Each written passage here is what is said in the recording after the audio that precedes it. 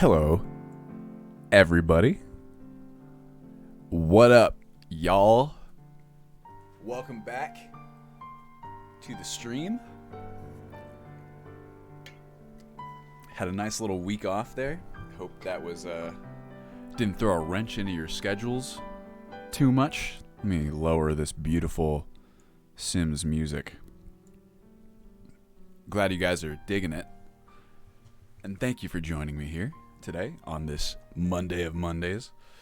It's going good, Chromosome Fact. Thank you for asking.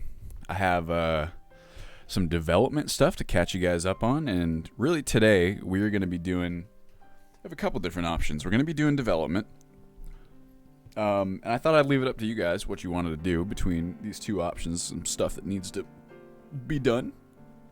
But really quick, hey, what's up, Twiz? Thank you for joining me. That is the illustrious Tyler, for anyone who knows the stream. Hello, Watch Me Die. Hello, everybody. Thank you for joining me. I really appreciate it. Conflict resolution is sort of on the table, but not really, actually. Not for today, because to be honest, there's not really a whole lot of conflict resolution left to do. I guess this is sort of conflict resolution after a fashion, but basically, the choices today are, well, here, before I get ahead of myself, let me catch you guys up on what I've been doing the past week or so. So we're really, I don't know, it's weird to even say this, but we're starting to get pretty close here.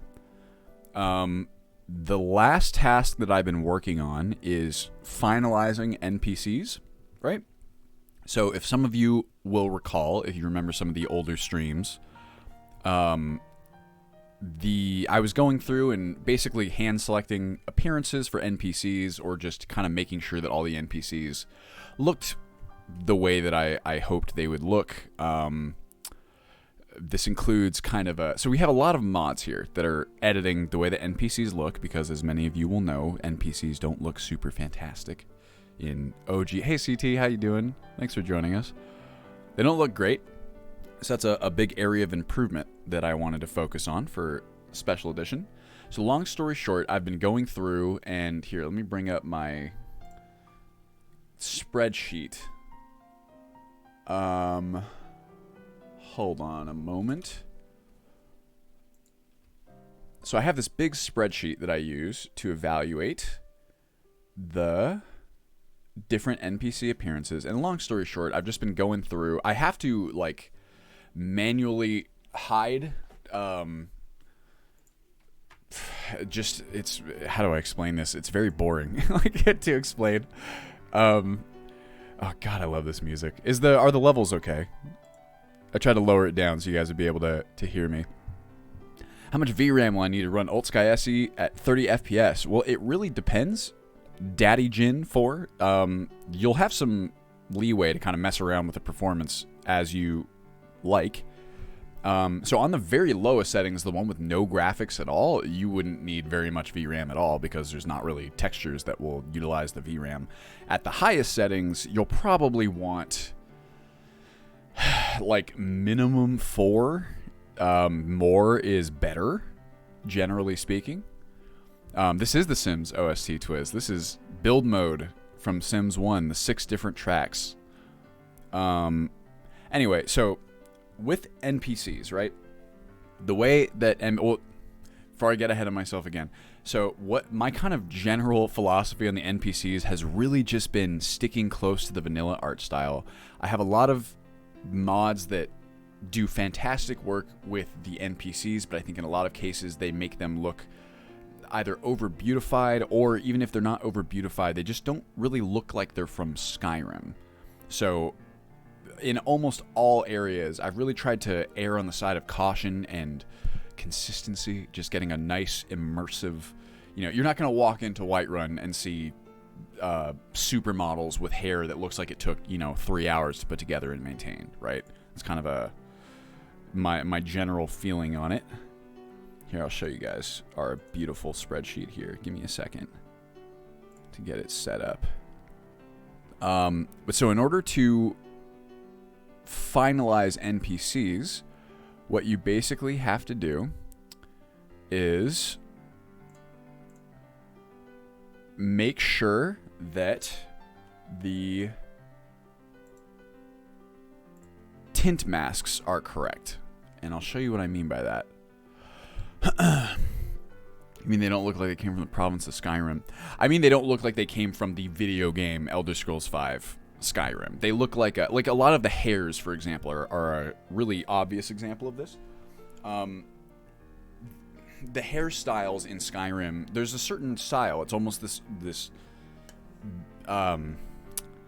just standard like medieval Europe kind of hairstyles, right?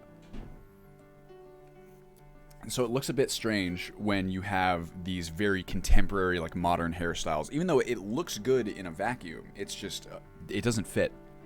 And then there's also the byproduct of having hairstyles that are like the people like to import hairstyles from like The Sims, right?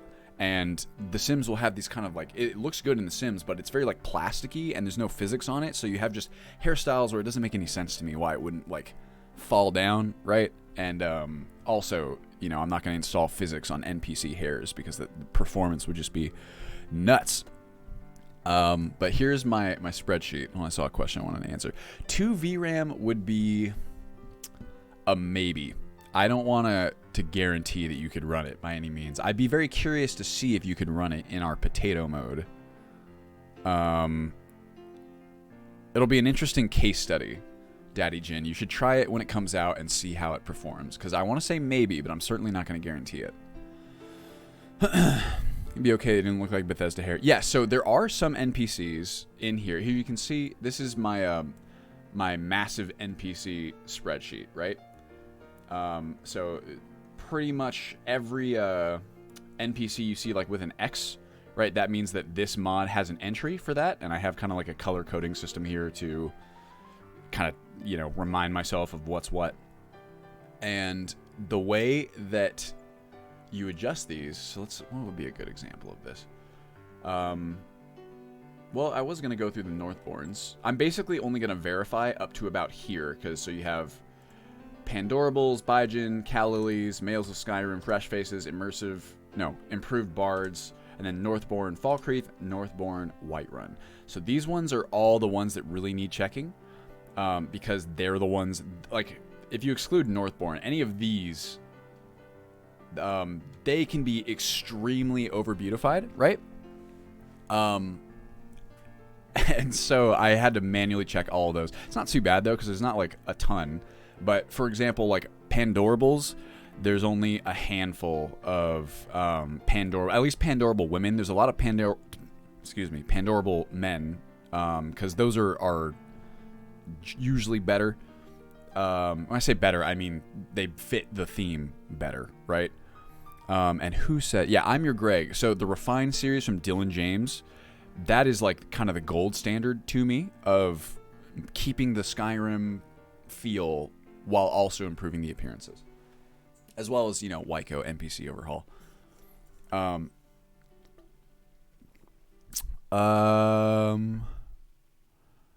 I do not have the Beast... Oh, wait, is that the... Derpius, that's the one that has like a bunch of different horns and stuff for like beast races. I might have it in there. Archer, Fozar's is in the mod list. Well, Liz, if that's the case, they are going to have to either do it themselves or do a different mod pack. Yeah, I like the antlers. They're very cool. Anyway, let me find a... okay, here's one. So, Astrid, right? So, Astrid, everyone knows Astrid. Everyone's quote-unquote favorite, sarcastic favorite character from the Dark Brotherhood. So, what you can see here, and the way that I have these kind of layered, almost without exception, is that these are the latest in the load order, and then these ones are earlier. So you can see here that Astrid has... hold on, let me turn this down. It's distracting me. Astrid has 3 different entries, right? If you don't count these. She's got a Northborn Falkreath, she's got a Fresh Faces, and she's got a Pandorables. So right now I have this one forwarded in the files, and what I would have to do... Let's find... Let's see. UESP Astrid. what is her base ID? So we'll copy that. We go in here in data, and if I put this in here, you will see that, so for every single NPC in the game, and for every NPC in the game, you have to generate what you can call face tint data, or face geometry. The mesh is the geometry, the textures are the tint, and basically these, so here's the mesh, here's the texture, those need to match the data that is being fed to the engine via the plugins, right? So, for example, to check out Astrid, right now, if we ran the game right now, Astrid would have the tinted face bug, right?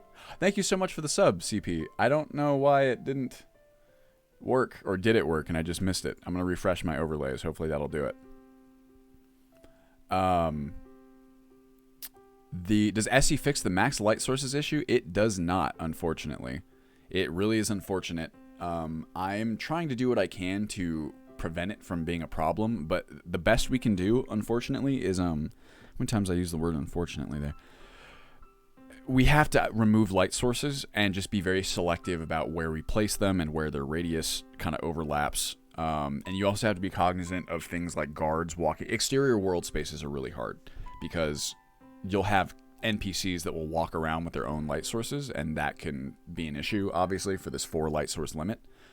It's not a bug. I think it works how Bethesda designed it, but my gosh, I would prefer if that were lifted. Also, thank you, CP Max. It's a very sweet message. Anyway, if we wanted to see what the Northbourne characters would look like, we got to do this. So what we've now done here is we've hidden. So every mod that makes changes to a character's NPC has to make those changes in the data, and then it has to generate its own face tint and face mesh, right? So all of those elements, all 3 of those elements need to align in order to prevent the face tint bug from happening. And this is how we do this in a virtualized file system, like what you have with Mod Organizer 2. Anyway, it was kind of like a long tangent, but let me run you guys through what I've been working on this last week. So I was working on finalizing these NPCs. I spent a bunch of time wrapping my mind around landscape editing and nav meshing in the creation kit, because that's not like a area of familiarity for me. I've almost never done it. The last time I did it was back in like Oblivion days. I generally stay away from the creation kit because it scares me and it intimidates me. But I'm starting to kind of wet my teeth a little bit more. And it was really fun, to be honest with you.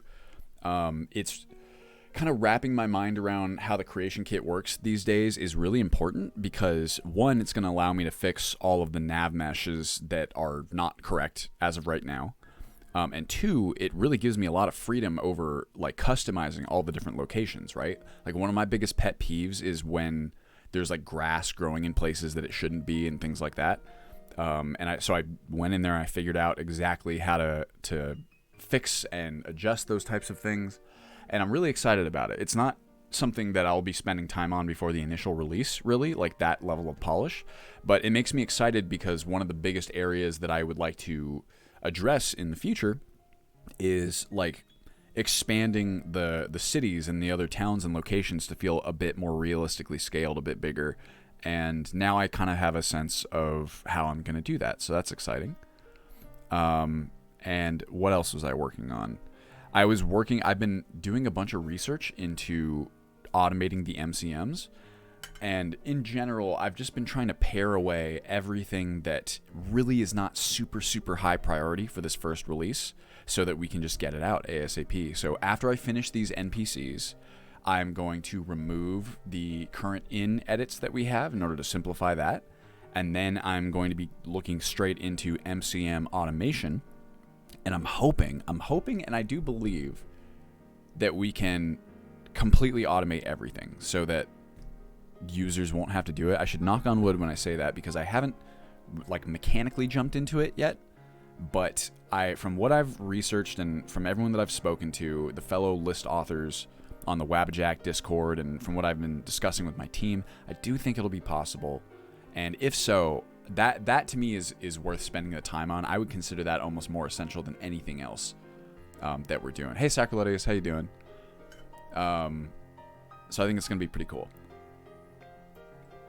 So, as of now, I have a question for y'all. We might have time to do both, but I want to ask you guys, between these two options, what would you rather do? Would you rather watch me pare away, remove the Perseids, Inns, and Taverns edits and show you what it looks like to decouple a mod, essentially, from the mod list that's pretty heavily integrated? Or would you rather sit with me and help me evaluate NPC appearances to determine whether or not they are a good fit for the general theme that we're going for? Between those two, what would you pick?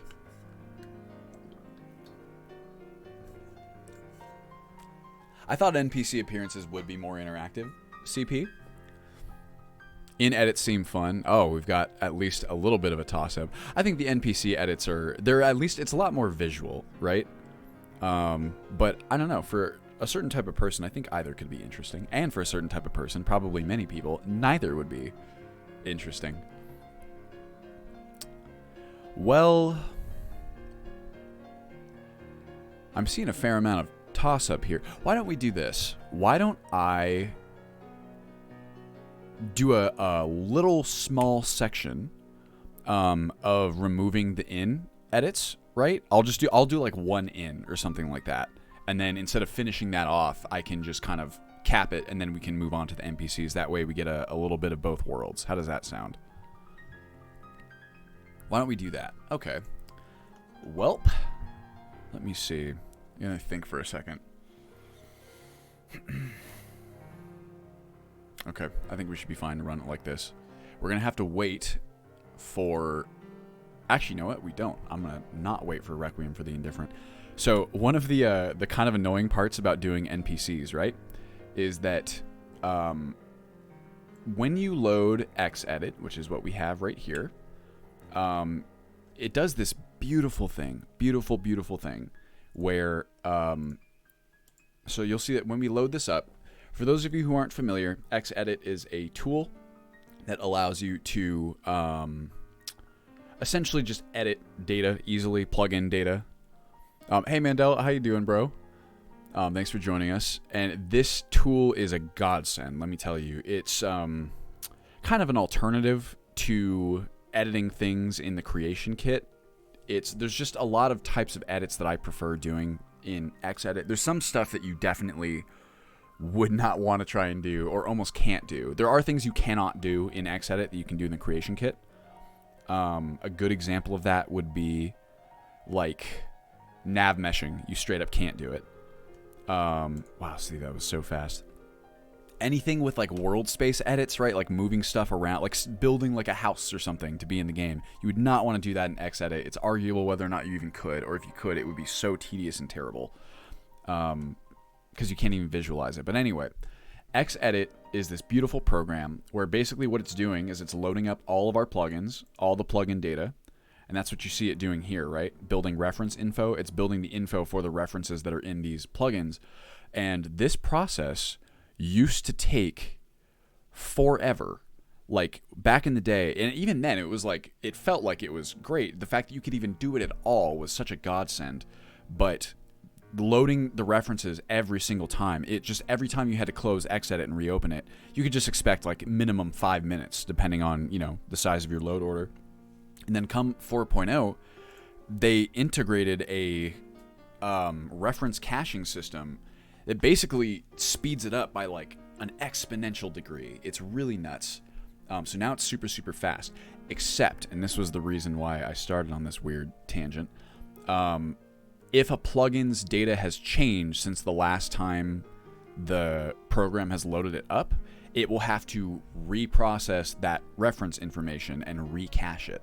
And unfortunately, with the Requiem for the Indifferent plugin, which is the auto-patched plugin that Requiem creates, the rectificator creates, it's a massive plugin. And if you adjust, like I'll show you, let's look, well, I don't have it loaded, but let's say I went to an NPC here. I'll just pick any random one to give you an example. Let's pretend this was the Requiem for the Indifferent plugin. If I change like one thing, if I were to change anything, any one setting, as far as I know, it can be any setting, that will require me to rebuild the reference info. Also, Sacriletius is correct that you can hold down shift when you load Xedit to skip building reference info, but for the stuff that I'm doing, almost universally, I mean, for some things you don't need the reference info, but for most stuff that I do, you really do need it. So it's kind of like not ideal. But what can you do? Hello, Mario. Hello from America to Brazil. Anyway, let's go ahead and jump into it, shall we? So we are looking for, is it Perseids? It is not. It is Inns. No, it's not. What is it? Realistic rental. Realistic room rental. So this mod has served us very well, but I have some different plans for Inns. So basically what we're going to do here is try and decouple it, right? So this mod is so there's a couple different ways you can do this, right? Hello, Rainblow. Hello to France. Here's an interesting bit. So if I go to Ultimate Skyrim, ultsky.esp, and I use a little script here called Report Masters. It's actually the last one selected. So this will give me a list of all of the plugins that Ultimate Skyrim currently is dependent on, and that happens whenever, essentially whenever anything from our plugin calls something from one of these plugins, right? So that can be an override to a proprietary record. It can be including a proprietary record in like a form list. Anything that points to something that originated in a different record that we're now modifying will generally create a dependency. Oh man, that's interesting, Sacriletius. I don't think I'm running the 64-bit version, or I might be. I'm not super sure. But if you are looking for like the way to technically remove dependencies, right? Let's go to realistic room rental so you can see this is a master. And if I run this window is going to show me all of the records, right? In which Ultimate Skyrim has a dependency on the base plugin, right? So it's doing that right now. So if I address every single one of these, which is kind of what we would do, we could then clean the masters, and then that would decouple the plugin from our load order, right? It would no longer be a master. However, that is not, I mean, this is important to do because, you know, you need to make sure, you need to do this no matter what. However, what I do, because I make so many kind of little hand changes here and there and like proprietary changes that don't necessarily show up as like a hard, like not every patch will, or not every change will show up as a master here. So it's possible to, even if you clear all of these dependencies, you could still have erroneous edits that won't show up in this list. So what I like to do, just to be thorough, and it takes longer, and it's really only possible because I have a lot of time to do this sort of thing, or I spend a lot of time doing it. What I usually do, and I do the same thing sometimes, I do the same thing when I'm adding a new mod for the first time. Now I don't have to do it whenever I update, which is really nice because there's Delta patches, but I basically go through line by line, record by record, to see what a mod adds and changes, and just make sure that I'm getting everything, right? So that can be very tedious. Let's see, like here's an example. So we have Riverwood Sleeping Giant Inn. Why don't we can limit ourselves to just this one. And then we'll move on to the NPCs, but this will be a good kind of a example one. So whenever you have these kinds of, whenever you see a color, right? That means that this record is being overwritten by something. In this case, we have the base Skyrim record that is being overwritten by these records from Realistic Room Rental. These ones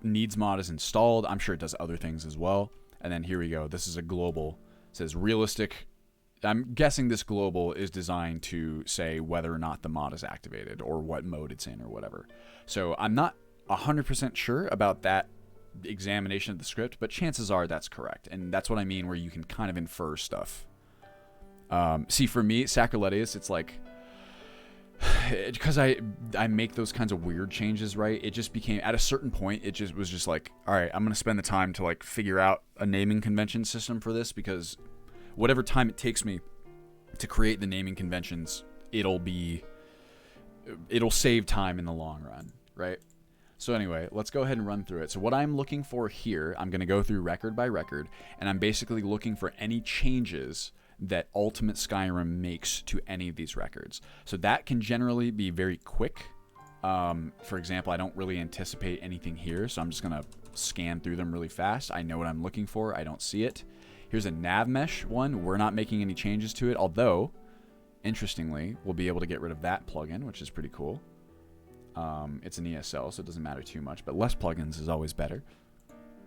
So I'm going to go through here and basically look. I'm hoping that we'll get an example of one that I've edited so you can kind of see what I mean. No, I have patched some stuff through here. Okay, perfect. So what we have here, Immersive Followers is trying to make this reference persistent, probably because one of its followers interacts with it in some way. Actually, this is an erroneous edit if I wanted this to work properly, because this would probably need to stay persistent. But either way, this is going to be gone, so no reason to keep this. I can just straight up remove it. And I'll have to, at least at some point. That is fine. And so basically it's this. Depending on the state that I'm in, I can move through more quickly. Chances are none of these are going to have it, so I'll go through really fast. I like to see how fast I can tap the button sometimes, right? Sometimes I'll just be like, okay, clearly none of these have any things. But the reason I like to go through them still is that you can... I'll show you something. Let me... What's a good example? This is fine. Okay, let's say that I made this as an override in Ultimate Skyrim ESP. So notice that the color of this record does not change, even though I've made this an override in Ultimate Skyrim ESP. The reason for that is because the colors are... They're not just to denote that there is an override, they're also there to denote what the override is doing and whether the data is correct. So for example here, this one's kind of red, and then the text, the background color indicates something and the text indicates something too. If you click this, the reason that this is red is because it's showing that there somewhere in the series of overrides from different plugins, data from at least one of the plugins is not being forwarded. So in this case, that would be this Z data, position data from the unofficial Skyrim patch. This is red that way because it's saying, hey, I don't know if you care about this, but something from these overrides is not being carried through to the game. And that would be like in this case. In this case, that's fine. We don't really care because what this is doing, it's changing the location data, right? And we want the location data changed because Realistic Room Rental is making changes to that cell, to the Sleeping Giant Inn. We want it to be able to place its objects wherever it is they're going. In this case, it's actually disabled, so it doesn't matter. But this is where it gets tricky, where like you kind of need to know what the intent of the different mods are and what changes are being made. Because if you go through, like, conflict resolution is not just making sure that all conflicts are forwarded and like resolved. You need to be selective. And that's the part where it just kind of comes with experience or like tutorials. Like when I first started, I didn't know, any of this stuff. You kind of just learn by doing. And there would be like, for something like this is a bad example. Let's see here. A good one would be the one that we removed. Let's see, farm table bench. Okay. So in this case, right, like I'll show you, let's get rid of the red. Oh yeah, and also, so the red text here, I can't remember exactly what oh yeah. So if the text is orange, that means that all of the data from this particular plugin that we're looking at here is being forwarded. So the orange is kind of like, hey, there's conflicts here, but just so you know, this plugin is chill. Like this plugin's data, so like we can see here, everything from Realistic Room Rental, it's the last one, there's no overrides or whatever, so all this data from Realistic Room Rental is making it into the game, and that's what this orange text is telling us. Like there is a conflict here, but for, at least for this plugin's sake, nothing's being overwritten, right? Yeah, conflict winner.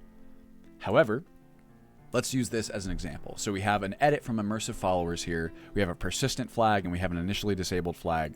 So in this particular case, if we were to just say conflict resolve everything, right? We would add the initially disabled flag and we will add this position data.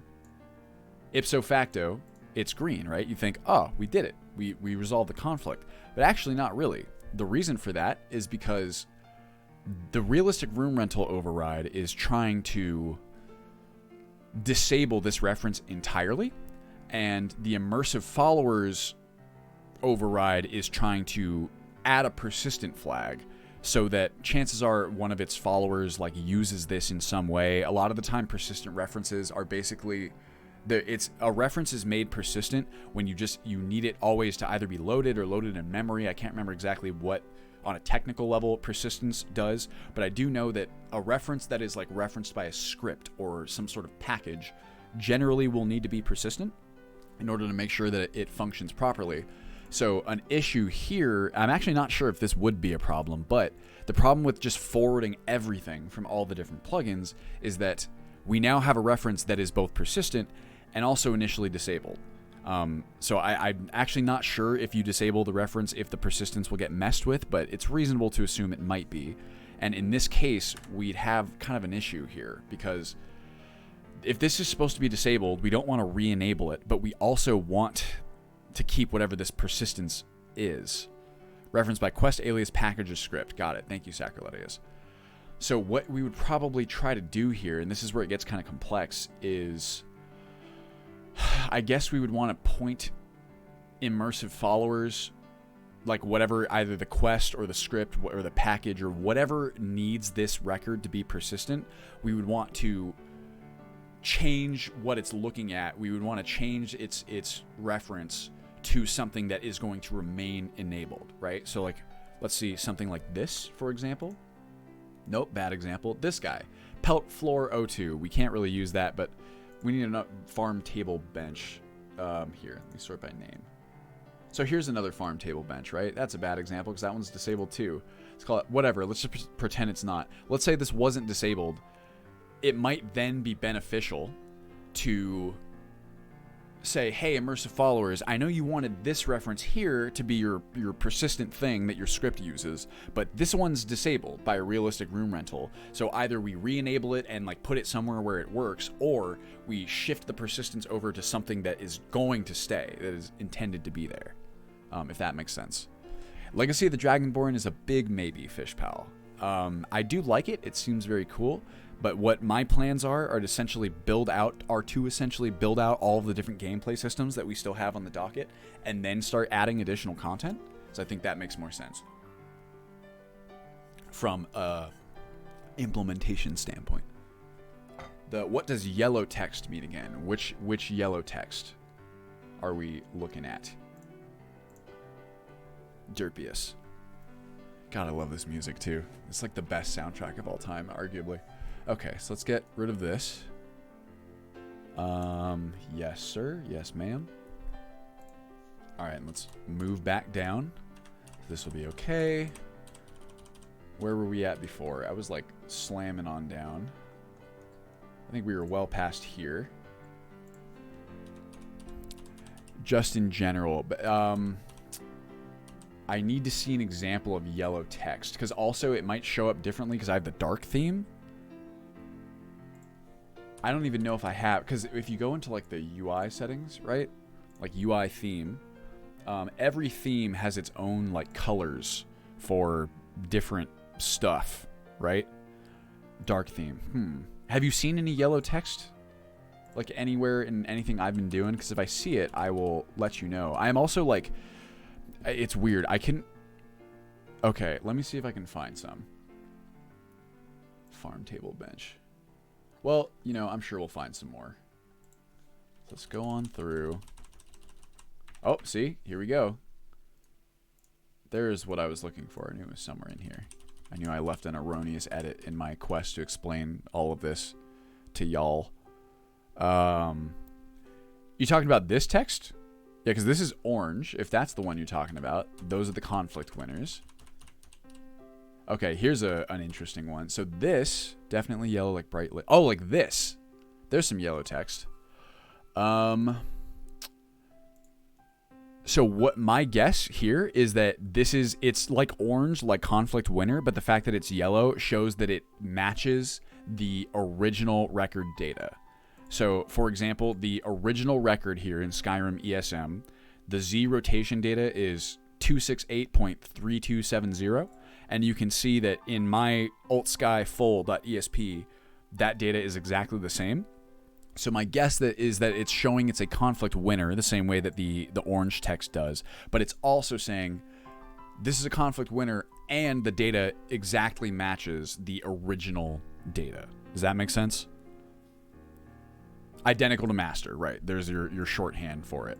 So here's your master record, and then this is the same as that.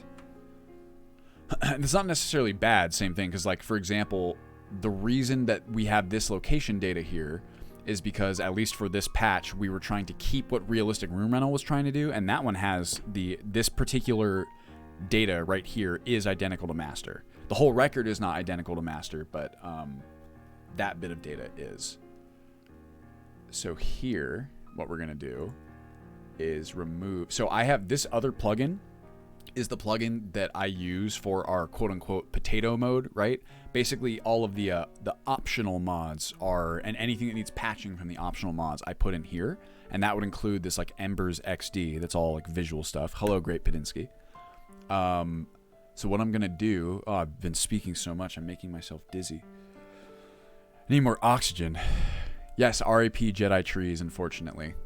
For those of you who don't know, the Jedi Trees mod / plugin was taken down by the creator, but it's, you know, I think a lot of people still have it, and it would have been troublesome to use in the game as is, because there's a lot of assets that it just includes that we wouldn't have permission to include. Excuse me, we'd have to source them from elsewhere. We'll figure it out.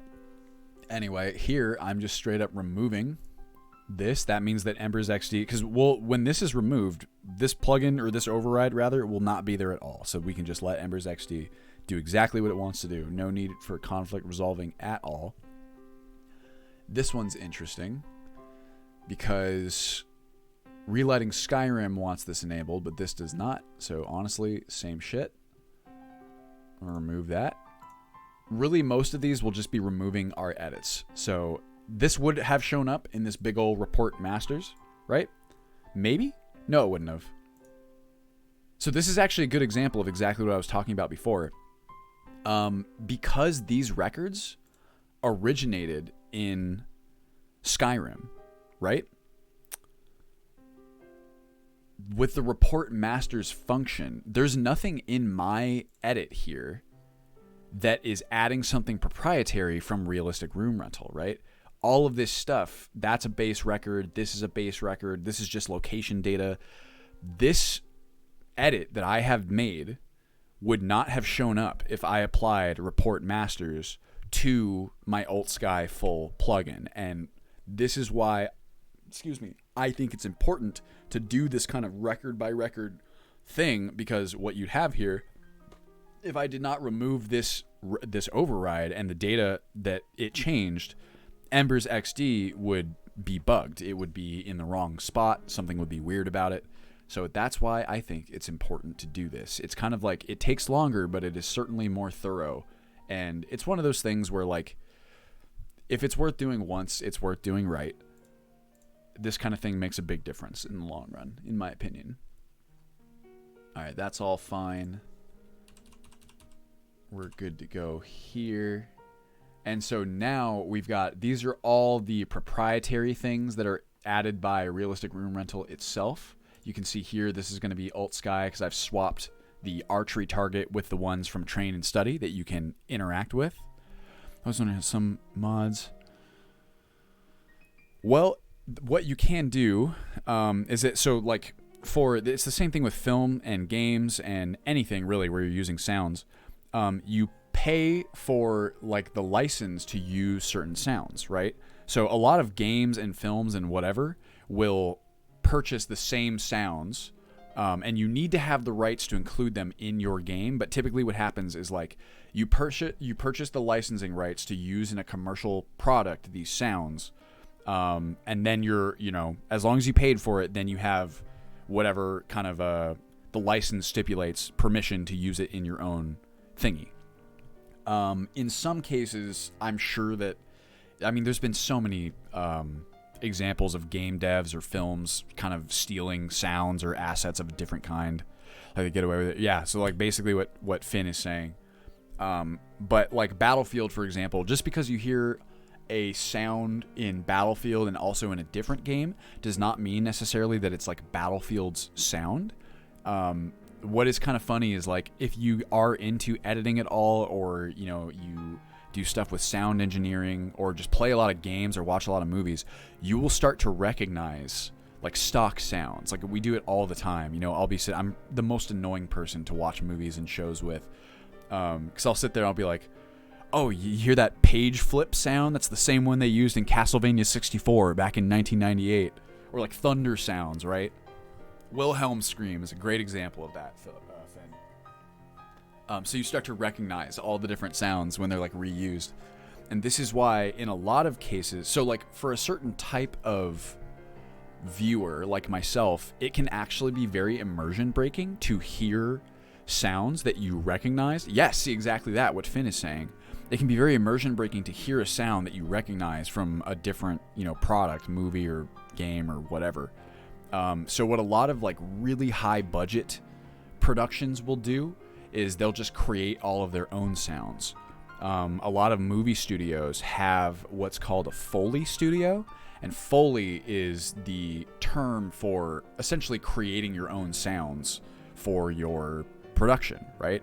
Foley studios are really cool. If you've ever seen one or if you've ever been inside one, they're basically these big rooms with all these different types of acoustic spaces and just like a bunch of stuff for the sound engineers to like bash together or like just make sounds with. It's really fun. So like, for example, people will have like metal catwalks, right?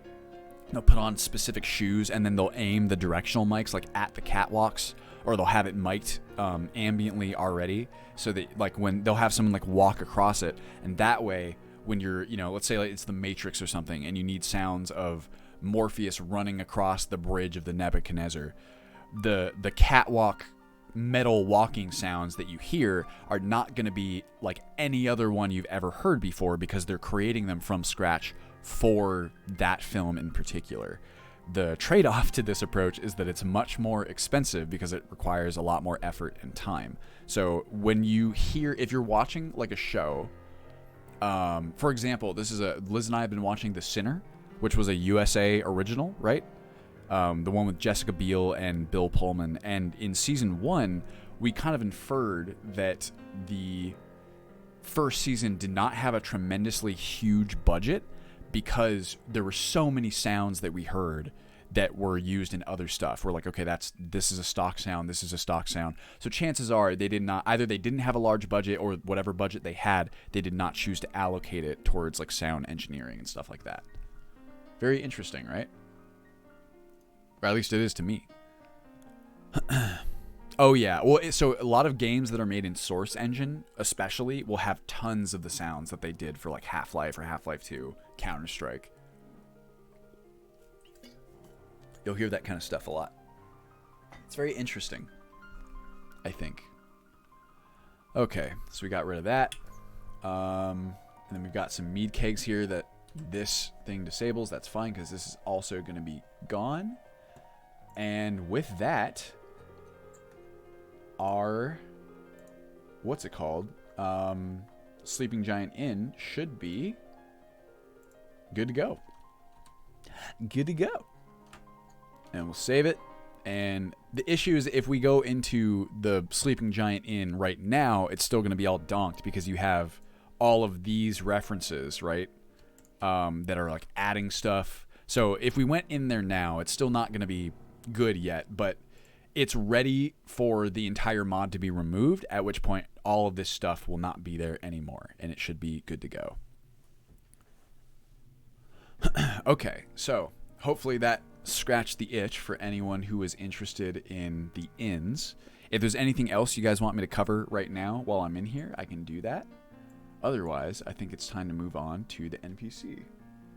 Oh shit, my watch is telling me I should stand up. Let's do that too. It's important to stay active. Unfortunately, I gotta do this very slow because I'm not wearing pants. I want to keep this stream G-rated.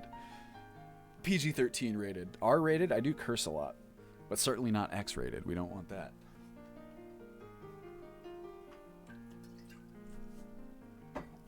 Okay, let me grab my little mat. I kind of need to pee too. I'm going to have to take a pee break if we're not too long. Is that okay, everybody? Pants are for losers. You know, I actually do think that I should wear pants more often. I was talking with Liz about this, where it's not our idea. It was like a Elizabeth Gilbert, the writer. First, I read this in her book, Big Magic, which is up there. She talked about how it's like she's a writer, so she's been working from home for a very long time, long before pandemic rolled around. And she said that sometimes she finds it very helpful for like her anxiety or just the general malaise of working from home to actually get dressed up as though she were going into the office, right? Because I think most of us, I think we can all relate to this now if you've been working from home in quarantine or if you've just been home. It's just so easy to like I roll out of bed every morning, you know, I go and make coffee and then I work like this all day. I don't wear pants most days, or if I'm wearing, you know, pajama pants or something like that. And I think it does have kind of a subtle effect on our mood and on our way that we kind of view ourselves. So it can be it can just be nice to get a little bit dolled up, you know? Yeah, I need the Alt Sky OnlyFans. God, I mean, that would be nice to pay the bills. Sure would. Okay. Well, with this all done, I think we'll go ahead and exit. Highly customized schlongs of Skyrim. That's what I need to do. Is I need to make a version of schlongs of Skyrim where it's just specifically modeled after my dong, and then you have to pay on. I actually could not do that on Patreon because that would technically qualify as paid modding. I bet you, or like I don't know if it's like a mesh and a texture. I could probably get away with it, but who wants to push those buttons, right? So Alt Sky has been sort of my full-time thing for a little while now. Unfortunately, just with where COVID is and kind of the Patreon making as much money as it is, I'm going to have to branch out pretty quick here and start doing some side hustles, which I am excited about. I'm trying to figure out how to juggle my time properly, right? So the short answer is yes, it is my full-time job, but I'm not currently making enough on it to kind of justify that for much longer. So I would like to get some side hustles set up. I have some ideas for things that would be really cool to do, I think. And then also I'm hoping that once we release a special edition and maybe some momentum starts building, that'll bring back some of the Patreon income that dwindled over the last year or so. Get it with paid modding on Patreon, sound modders. Yeah, I mean, I know that they do, Derpius. It's just one of those things where it's like, one, I'm not sure about the ethics of it when, all the mods that Ultimate Skyrim is based on are free. There's also, like, we use Wabbajack, right, to build out Ultimate Skyrim, and Wabbajack very distinctly has, like, a no monetization model of that sort. And then, yes, it is also pretty arguably against the Bethesda terms of service. It's a little grayer when you're talking about assets that are like textures and meshes and stuff like that, or sounds, because those aren't covered by the portion of the terms of service that refers to like any of Bethesda's proprietary file types or whatever. but it's like, it's so gray. You could see someone making an argument that it violates the terms of service anyway. And it's one of those things where it's never been, I don't think there's ever been a court case of this sort, like about this kind of stuff. If we went to court, there's no way that I would have the legal fees. You know, I'm not going to beat Bethesda in court. So who really wants to go there? I was a patron to request him saying your character's name. See, that is totally chill because it's not like he's, you know, he's not, oh my gosh, thank you for the sub. Go Speed. Why are my overlays not working? Well, it showed up for me on my activity feed. Is it showing up in the, at least in the, okay, well, it's showing up in the labels, but it's not announcing it, unfortunately. I really appreciate it. The work is going great. Even better now with your sub. Thank you very much. So yeah, Joseph Russell could do that because he's not like he's not modding in exchange for your payment. It's like a cameo appearance. I think that's a great idea. We're trying to work out similar stuff. We're like, you know, for example, having the, oh, also, what the hell? The chat is not updating. I've just now seen, well, that's a bummer for all the VOD people. Let me see if I can fix this really fast. Reloading the overlays. The chat hasn't been updating this whole time. Oh, was it? Oh, weird. Okay. Well, maybe because I hit reload overlays, it must have been. Who knows? Who knows how all this stuff goes? I'm glad it was there, though, because that would have been a bummer. Yeah, a cameo. Oh, man. Schlongs of Skyrim. Yes, Gaxbackle, I agree. What we've been trying to do is just brainstorm things that are similar to like Joseph Russell's thing, like something that we absolutely have the right to do. For example, just like things like showing your guys' patron names right here on the stream, or showing them in the launcher, the upcoming launcher. For the launcher, we also want to allow patrons to submit screenshots of their characters to appear in the launcher. We thought that would be like a cool thing because it's not paid modding in any way, and it also is like just a fun. It's hard to come up with bonuses for patrons that don't violate the terms of service, but it does force you to get creative as well, which is pretty cool. Okay, let me get I gotta figure out how I'm gonna do this, and also look at chat. I think I know how. I am gonna put that there, and then, okay, I can leave. I have SSC display tweaks scaling up Skyrim right now, but the performance is not going to be good. So it's not so bad when we're only evaluating NPC appearances. Just keep in mind that that will be the case. Can you mod yourself as an NPC with custom dialogue? I absolutely could, Gaxbackle, but I couldn't have someone pay me to do that for them, right? Because that would count as paid modding for sure. In fact, that was I had a tier. No one ever did it, but I did have a tier at one point because we thought it would be a cool idea. It's like, oh, $100 tier or something crazy like that. It's like we'll model you as a character in the game, right? But then on like the Nexus mod author forums, they really did not like that, and they're pulling out their pitchforks, which again, it is probably a violation of the terms of service. But yeah, staff will get NPCs. I did see the bear replacer, Bears in the North. I thought it looked really cool. SSC display tweaks is amazing. Derbius. I'm going to keep this water bottle close by so I don't keep having to get it. Oh, yeah, totally. Okay, so let me make sure we're kind of good to go. So my wife is like the expert when it comes to like Google Sheets, filters, and just like doing all kinds of crazy stuff with Google Sheets. I'm very much like an amateur comparatively. Wait a second. So I'm going to filter out.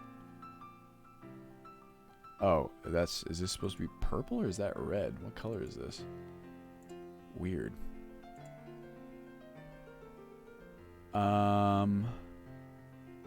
Okay.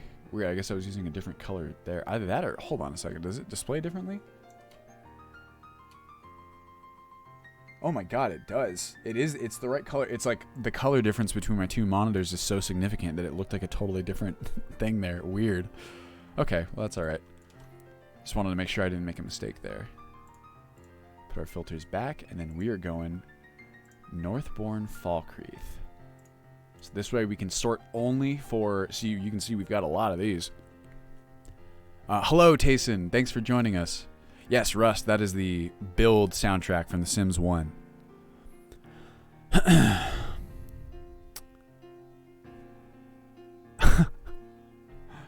Permanent magic effect buff. Hunt down every staff NPC and murder them. Oh my gosh. That sure would be something. Yeah, I guess you could do it. Okay, so one thing I want to make sure. So all the ones that are bolded, that means that right now they're the ones whose data is being forwarded in-game. So these guys, usually if these are just blank, that means that I didn't like what it looked like. So I just need to denote that. So here's what we'll do. Do this, and then we need Northbourne Falkreath. And then we will search by images for the ones that are missing. So we got Cust.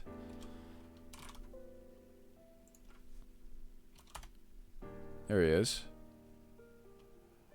I kind of like that one. Why do I not? Oh, it's because I liked the Pandorable one. Okay, well, I mean, it looks pretty good to me. So I'm going to give that one. Usually I go purple. I can't believe... See, this does not look like purple on my screen. Does it look like it for you guys? Looks practically pink. Anyway. Legate Skolnar. That's a weird one. I don't know if that'll be in here. Maybe on page 1? Okay, well, it looks like my colors are a bit weird. Yeah, that one I'm not a huge fan of. It's like hairstyles like this, where it's not that it looks bad. It looks totally good.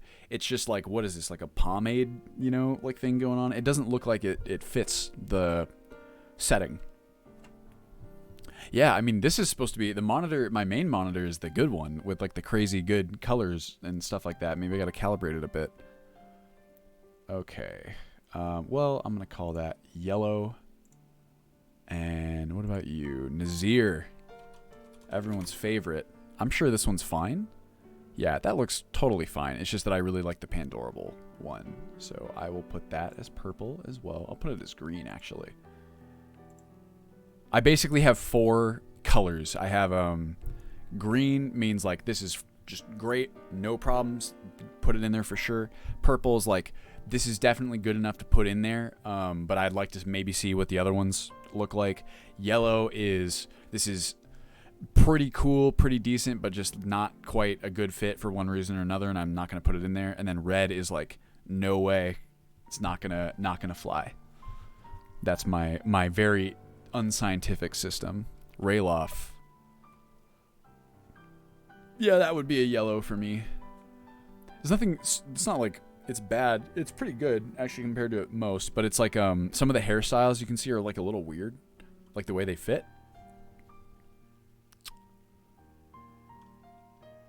Dude, ouch.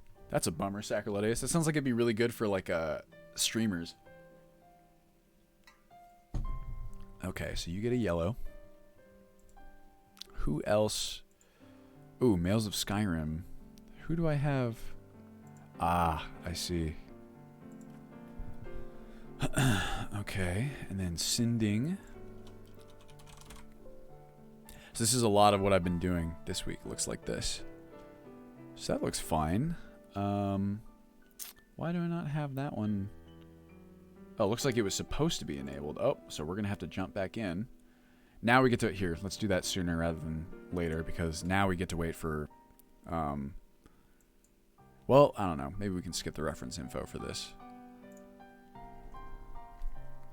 I have, like, I don't know how many NPC overhauls. Quite a lot. 1, 2, 3, 4, 5, 6, 7, 8, 9, 10, 11, 12, 13, 14, 15, 16, 17, 18, 19, 20, 21, 22. 22, I believe. Okay. I think I can do this while skipping the reference info.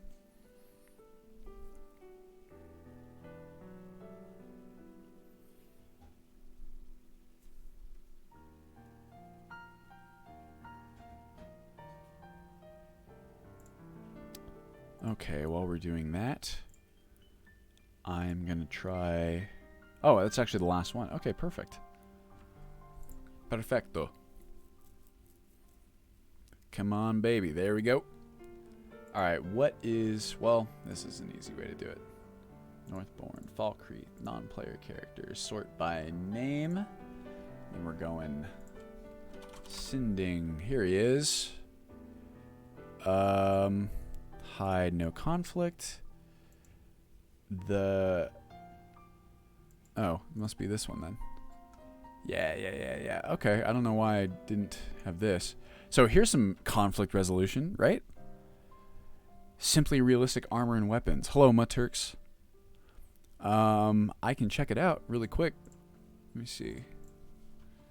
Simply realistic armor and weapons.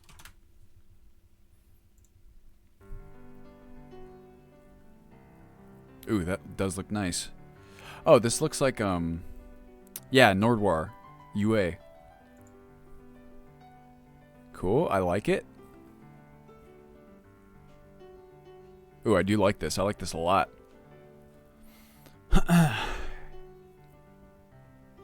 I love that Sacrilegious. That's so cool. You know how I feel about your mods. I did see that plot. Yeah, these are beautiful. Very, very cool. We could always use a touch of realism. I will keep this in mind. In fact, so does this include the assets? Disorganized but functional. I appreciate the honesty.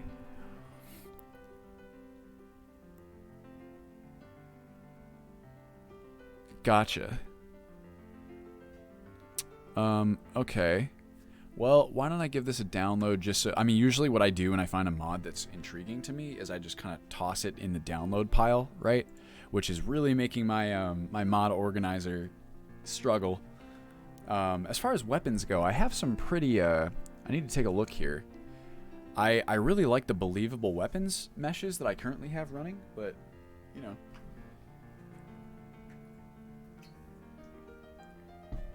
Oh, yeah.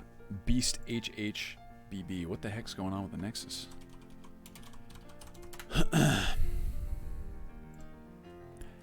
Best BB. Gotcha. Boom. Downloaded. Well, actually, let's see. Is this,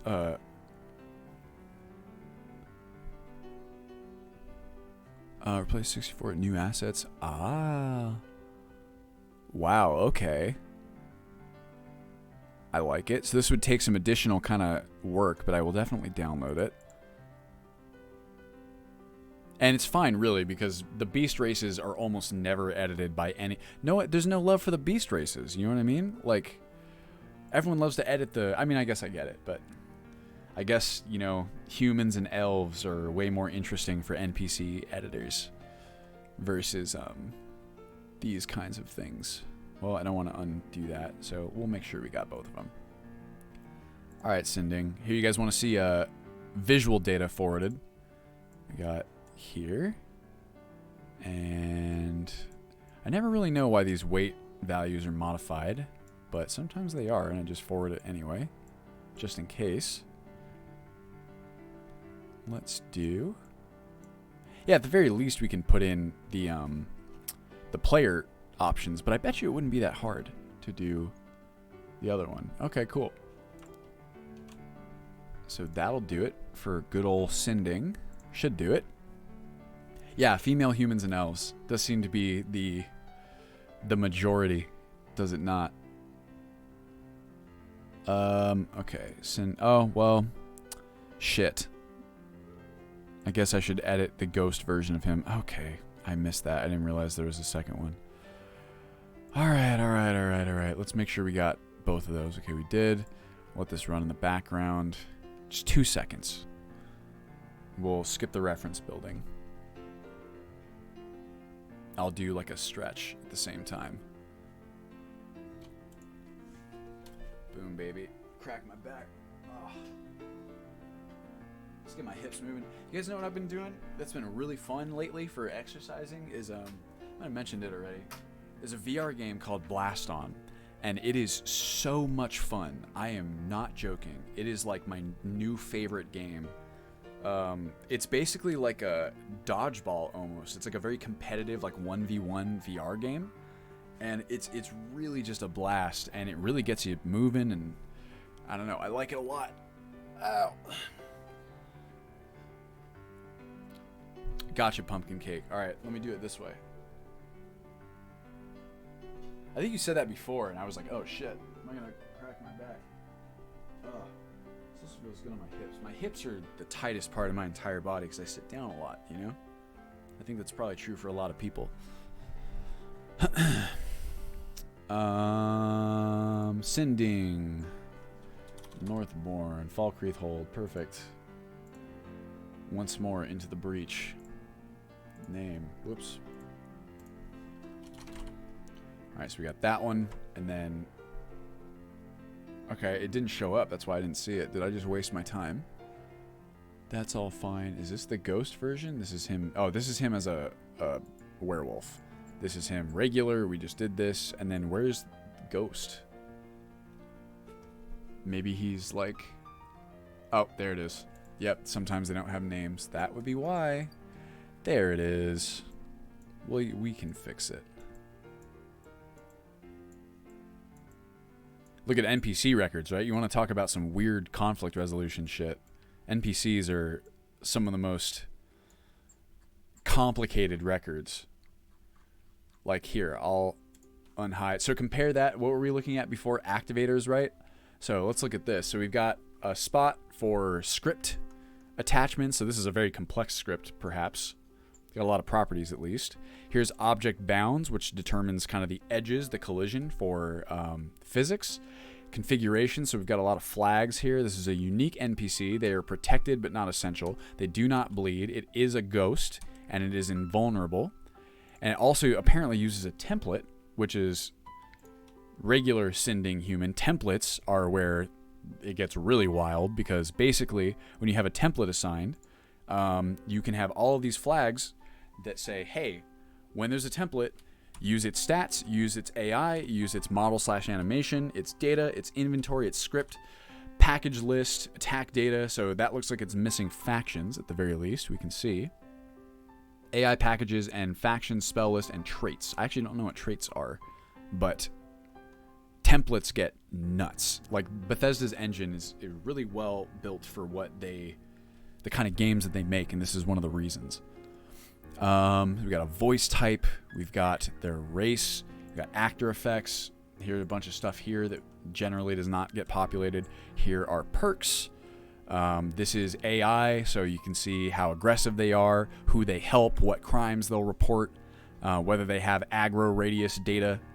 What else we got? Here's a class that determines kind of the traits' appearance. Got it, Sacriletes, thank you.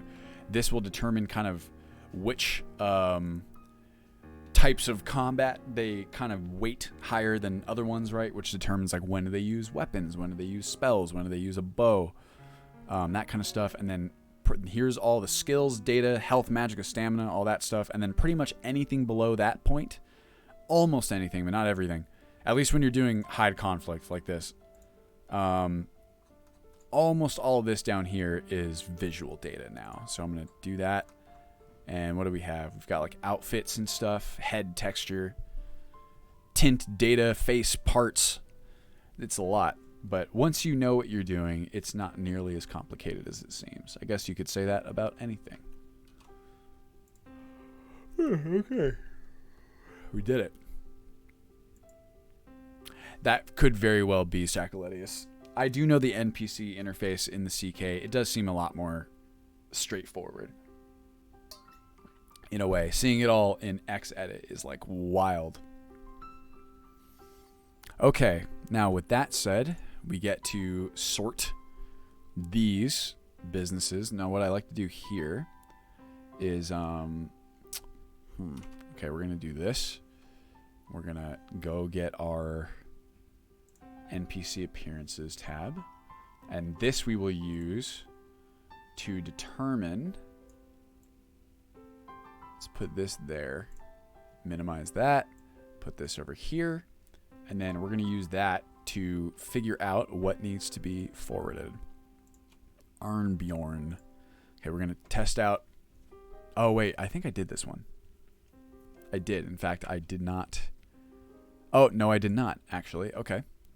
So here we go. We're going to get a UESP. I can close these. Astrid. Go here. We're going to copy her bit. Oh, that's the one we already did. Okay. Well, then there we go. We're good to go for that one. Here we've got Cicero, who looks like, what does he look like in this? Out of curiosity. Oh, very creepy. All right. Well, I'm just going to trust the choices I've already made. Whoopsie.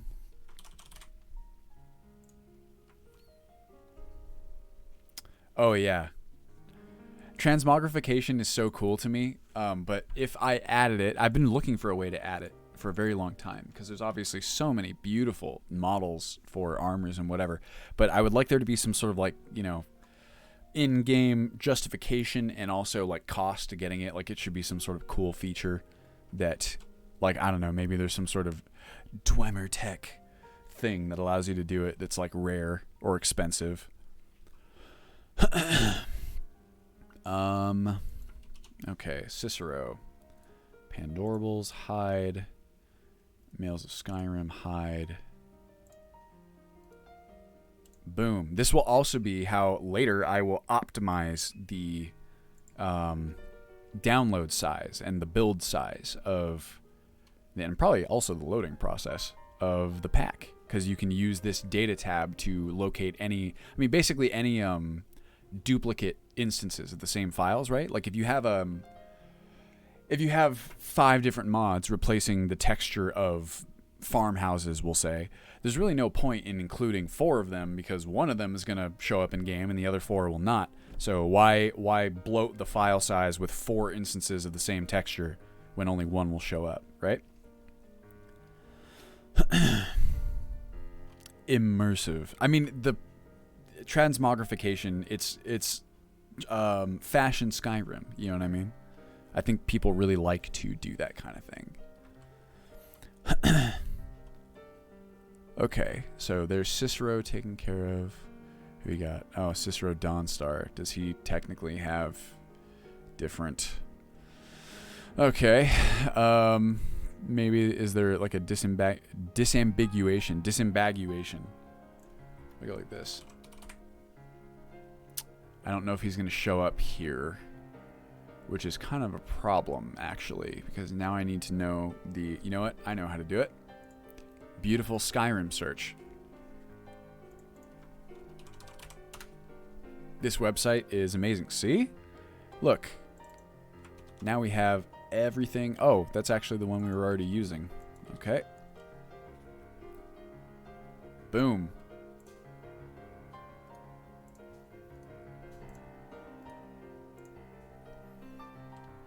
Good to go. And then base ID. Haha. I gotcha. There's Cicero and all his variants. Delacourt, huh? Should honestly just use this. It's faster. Yeah, I mean, we've talked about this before. There is a certain like cool feel to like how it used to be, right? In WoW or in any sort of, you know, like MMO, where it's like when you see someone with a certain armor set, you're like, holy shit, like that armor set's so rare and like it's so gnarly, right? Like it's really cool to like see that you as this character have that armor set. So you do miss that with transmogrification, which I understand. I think just, of course, the trade-off is like letting people have more granular control over their appearance. So I understand it. I think it would bother me a bit more in like an MMO in that scenario. I could totally feel that, Sacroletius.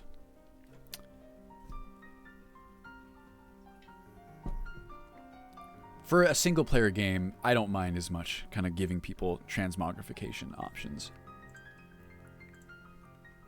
Dengear of Stun. Also, yes, Tayson, this, I don't know where I found this, or whoops, did I spell it wrong? I think I did. Den. Dang.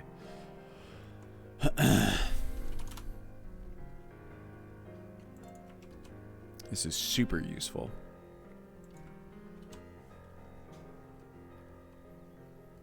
Oh, okay. That one's good to go, actually. Oh, yeah, duh. There's none in front of it. Okay, that's good. Just got to check and make sure. We only have to do the ones that are buried underneath another texture. Gabriella A. I'm going to put this here, actually.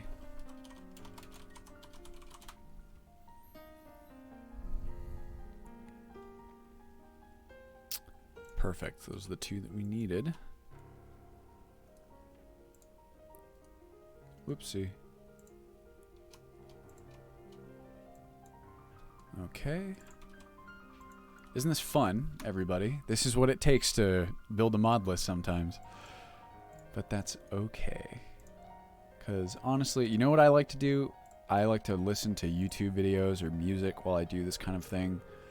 And you know what I've been listening to lately is, if you're familiar with ZFG of Ocarina of Time speedrunning fame, or just speedrunning fame in general, his randomizer runs are really amazing background listening for this kind of work. Gunyar is good. Hadvar. Good old Hadvar.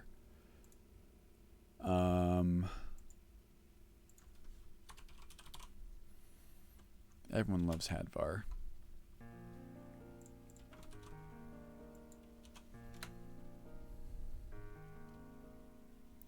No, he's playing Ocarina of Time randomizers. There might be a Skyrim randomizer, Pumpkin. I don't know.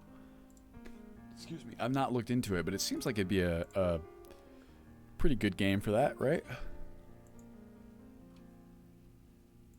Helvard.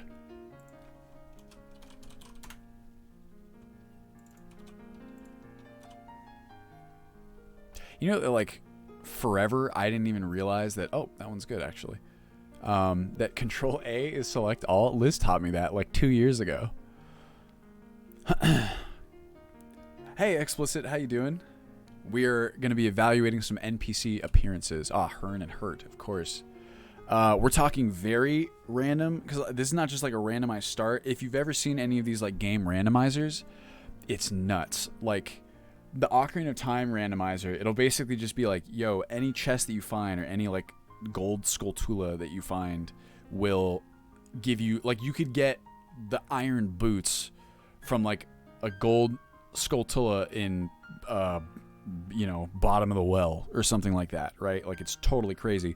And the randomizer can actually go super gnarly in that, like, cell entrances are... also randomized, so you could be in like Kokiri Forest and you walk out towards Hyrule Field and you end up in like the Gerudo training ground. It's nuts. Or like actually that one wouldn't work because I think indoors and outdoors have to remain separate, but you could like walk out of Kokiri Forest and end up in like the what's it called, Kakariko Village, right? Yes, it's nuts. It's really crazy. And I really like the randomizer runs because it's an opportunity to show off for the runners, like, how crazy their knowledge is of the game. Like, it's really insane.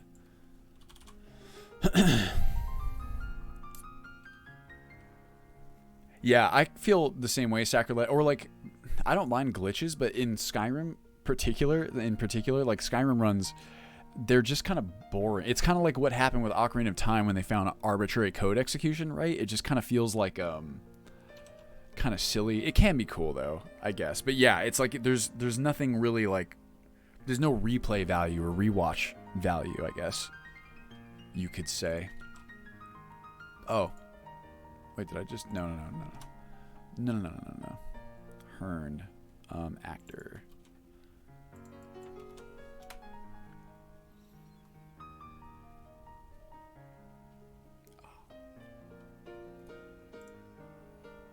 Maybe I did do it. My brain's not working. Whoa.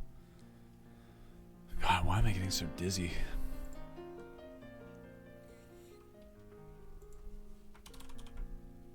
Is it hurt? Yeah. Whoa, I feel like really dizzy all of a sudden. That's very strange. Look, everyone. Need more oxygen. More hydration, sure. I feel like I'm pretty hydrated, though.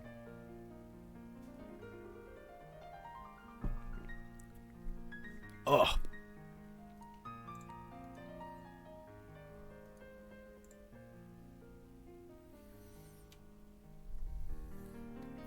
Yeah, like, for example, the coolest thing about the Ocarina of Time randomizer run to me is that, like, he has to use, like, a ton of glitches to even just, like, navigate the world. You know what I mean? The glitches are a part of even being able to do it.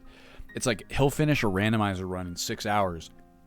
And when you see what he's doing, you're like, using this exact seed, if it were me, I probably wouldn't even be able to beat it. But if I were able to beat it, it would probably take me, like, 60 hours. You know what I mean? It's really nuts.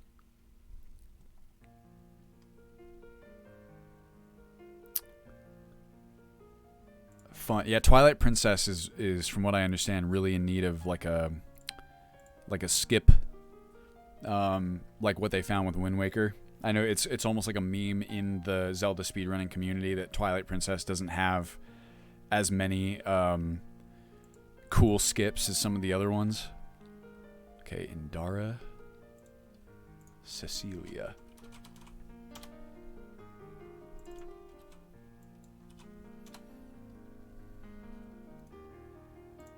Hide, please.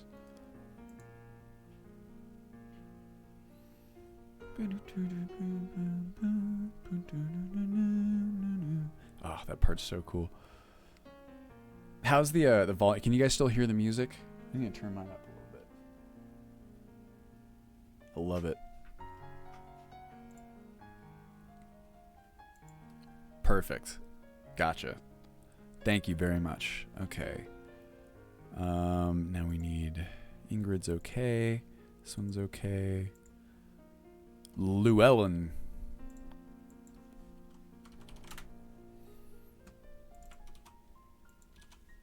Oh, this one's gonna be 0-0. I think. How's that gonna work? These ones are oftentimes a little weird. Okay, no, it's good to go. Because these are characters from not the base game, right?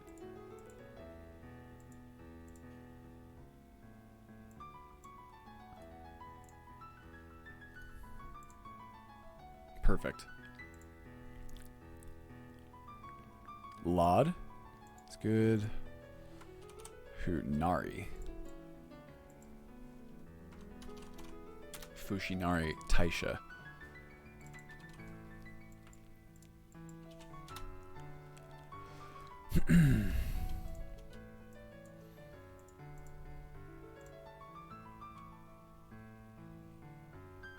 That's awesome, Ron. Also, hello, Praxis. You are just in time.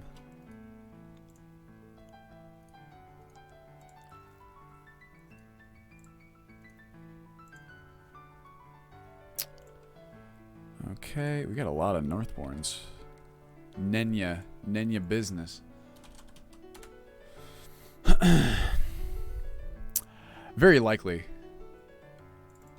about the changing the size of the different races. I would very much like to do that again. It's been a while. I only took it out because there were some skeleton issues on Legendary Edition. I promise I will revisit it. Oh yeah, you know it's all about the Sims 1 build music. Okay. Rhea. Poor Faendal.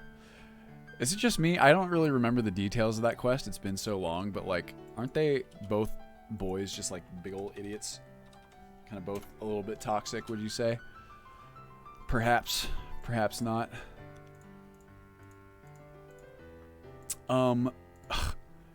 This woman is mine. I have ownership over her. I know it's not quite so blatant, but it does make me laugh.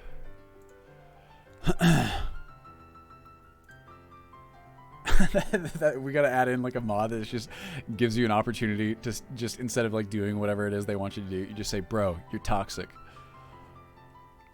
Ew. What is the lady, Camilla Valerius, that they're fighting over? Girl, you can do better. Forget the. Can't you marry her? Yeah, you can. Right. Make Sven and Faendal date each other. I mean, they deserve each other. They're both the same brand of toxic. Water seeks its own level and all that. Runil. Okay, I think we're mostly good here then. Except for Sinding. We need to fix his entries. Oopsie. Damn, just this piano. Oh yeah, I started watching Jujutsu Kaisen, right? And this is how I've learned that I really like math rock. Anyone else? Anyone else in chat? Shout out to math rock.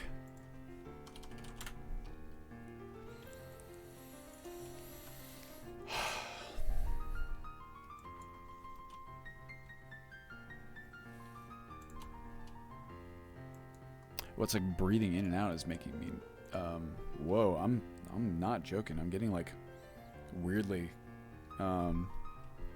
dizzy. I don't know why.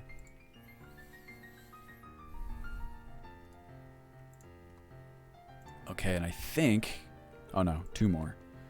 Volga V. All right, more water.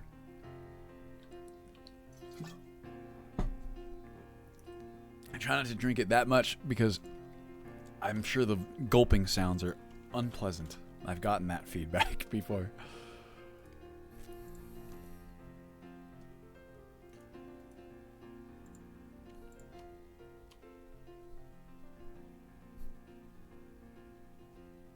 It's explicit, but look, I'm standing.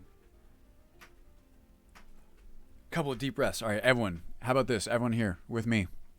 Relax your shoulders, unclench your jaw, right? Let's take a second, roll your neck out a little bit, not too much. And then go like this.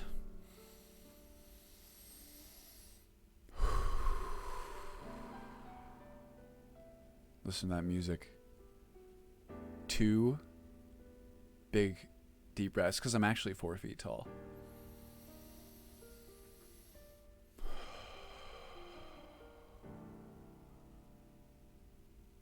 Unclench your jaw, Liz. Yeah, you don't do anything with your teeth. Keep your jaw nice and loose anyway. Liz has a very difficult tooth issue right now. It's like emergency. Go to the emergency room, at 5 p.m.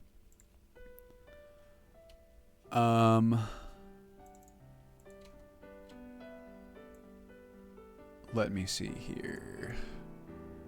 Okay, and then I believe Zarya. Who are you? Sometimes I know the NPCs, and then other times it throws me for a loop. Zarya, I know her. Why do I know her?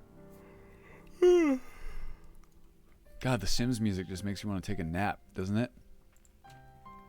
All right, and with that, we should be good to go. Let's go ahead and launch our game. That's pretty much what I'm still aiming for. It's Jax. It really depends on like how quickly I can get the MCM automation done, because I really like. My plan is basically to finish these NPCs, which I'm really close to, and then do the MCM automation. And then I'd like to just update like any of the mods that have gone out of date so that we can still, download them with Wabbajack. And then that's pretty much going to be good to go. I think most of the nav meshes that are not quite perfect at the moment, I'm just going to leave them as is because they're like fine, at least in any cases I've seen. I'll just clean up any of like the outstanding bugs that we can find with our testing, and then that'll probably be it. So I think that puts us on track for like a couple of months, right? But I don't know. No promises, as always. That's rad though, Con. Better late than never. Although, isn't it when you're younger, it's easier to like adjust your teeth? I had braces. Yeah, Sacraletius. I don't know if you were in here, but I was talking about how I was teaching myself, not just myself. I was using like Dark Fox's tutorials, and I was talking to some of the Wabbajack people who were helping me out.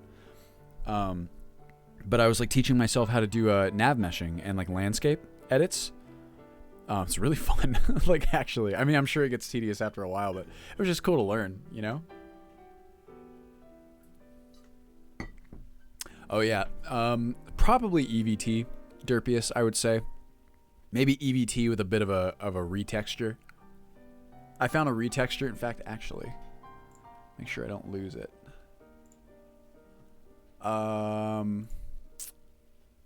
It's called like Delicate Pines, I want to say. Pines? Or no, it's hold on, I can find it. Yes, I'm the same way, CP Max. I am like notorious for clenching my jaw, and I'll just like realize it. I'm just like a very anxious person in general. I think anxious people tend to clench their jaw without realizing, or like tighten your shoulders like this. It just happens. Sacraletius, that's hilarious. Unfortunately, I did too. I really want to like ESO. I think there's so many cool things it's not that much fun for me to play. Don't know. I feel like you and I are kind of similar in terms of like MMO experiences that are interesting to us, like RuneScape or Project Gorgon. But even those ones, it's like I find that they are more interesting in theory versus like I don't enjoy playing them as much, or I feel like I would. It's just finding the time, right? There's so many games I want to play. I was playing Slay the Spire. That was awesome. I was playing a bit of Loop Hero. That was awesome. I've been playing a lot of Risk of Rain 2 with my friends because that game is fucking amazing. It's all great. Also, Finn, I didn't know you were getting braces. That's awesome. Wow, jaw surgery. Jeez, dude. Oy. Well, I hope it goes well. I'm sure it will. I'm sure it's like a very standard surgery. I just don't like people doing things to my face. It makes me like, wah. Oh my god, that's Canadian though, right? I mean, still so much, but like, still. Yeah, that is true. Brought to you by Q. It's difficult to. There's such a time investment that they require. Mortal Online 2. Interesting. I've never heard of that. There's not a lot of MMOs that I've not heard of entirely.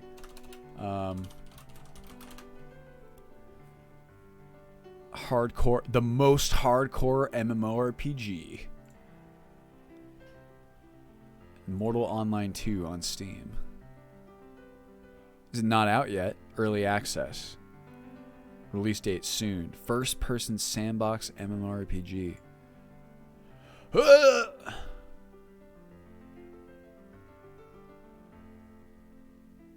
Oh, jeez. Wow, look at this. Oh, it's making me sick. It's not its fault. It's something about, I don't know, my stomach's all topsy-turvy. Ugh. It's like, I've never even heard of this. Why have I not heard of this? Listen, this is all pre-rendered stuff. That's cool. It looks beautiful.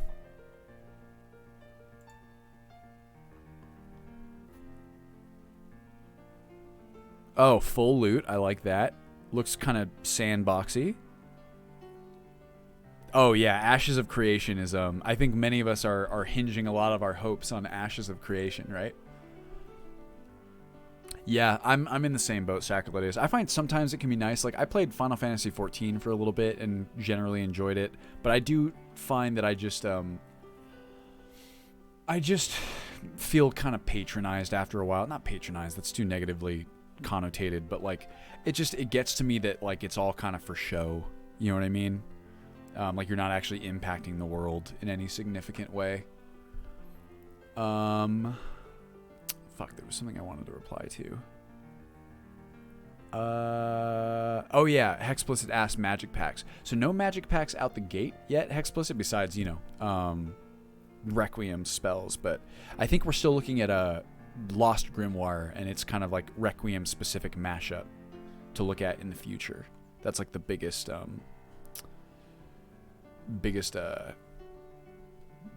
likely inclusion.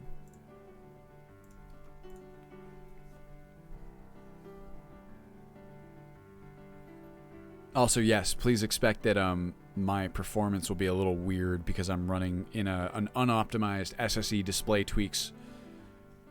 Sorry, Expanded Grimoire was what I was thinking, not Lost Grimoire. I get confused between those two. Hey Monique, how you doing? RSO.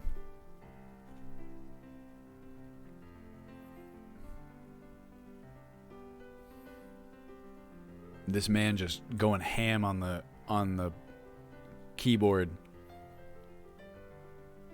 Ugh. 33 FPS, baby.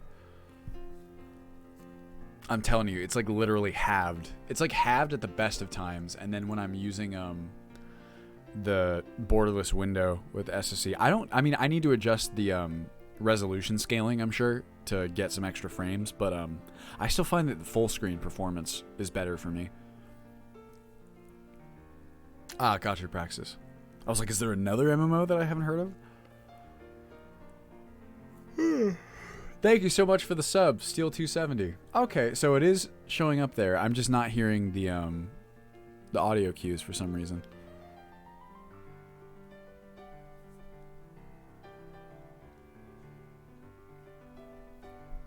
Nice, Finn.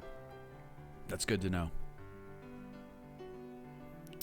Not resolution. I think if you hit exclamation point specs, it should do it. I can tell you what it is though, but check and see if it works for me, if you will. Yeah, there it is. Percent. I don't know why there's a percent symbol there.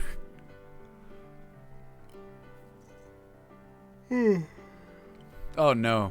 Yeah, I'm sure, Monique. I'm still waiting on my my CPU to arrive that I ordered.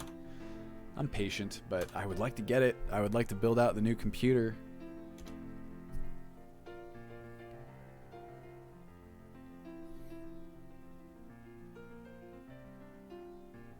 This resolution is 1080p, by the way.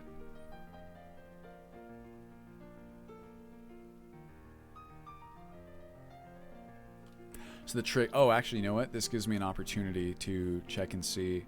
So this lady is an NPC added by improved bards. She's borderline, oh dang, okay. Requiem, go ahead. Hold on, help, wooden torch, player.add item. She's a borderline, over beautified, but it's not like she has like an alternative appearance because she's a proprietary NPC, but it's not too bad. Like, she doesn't look crazy out of place, but it's just like a little bit, right? And like her face is like kind of plasticky. So I don't know if I'll leave her in. All right, shall we? How about this? Do you guys want the in-game audio or should I keep with the music? Because if we want the in-game audio, I'll have to pause the music so I can turn it up.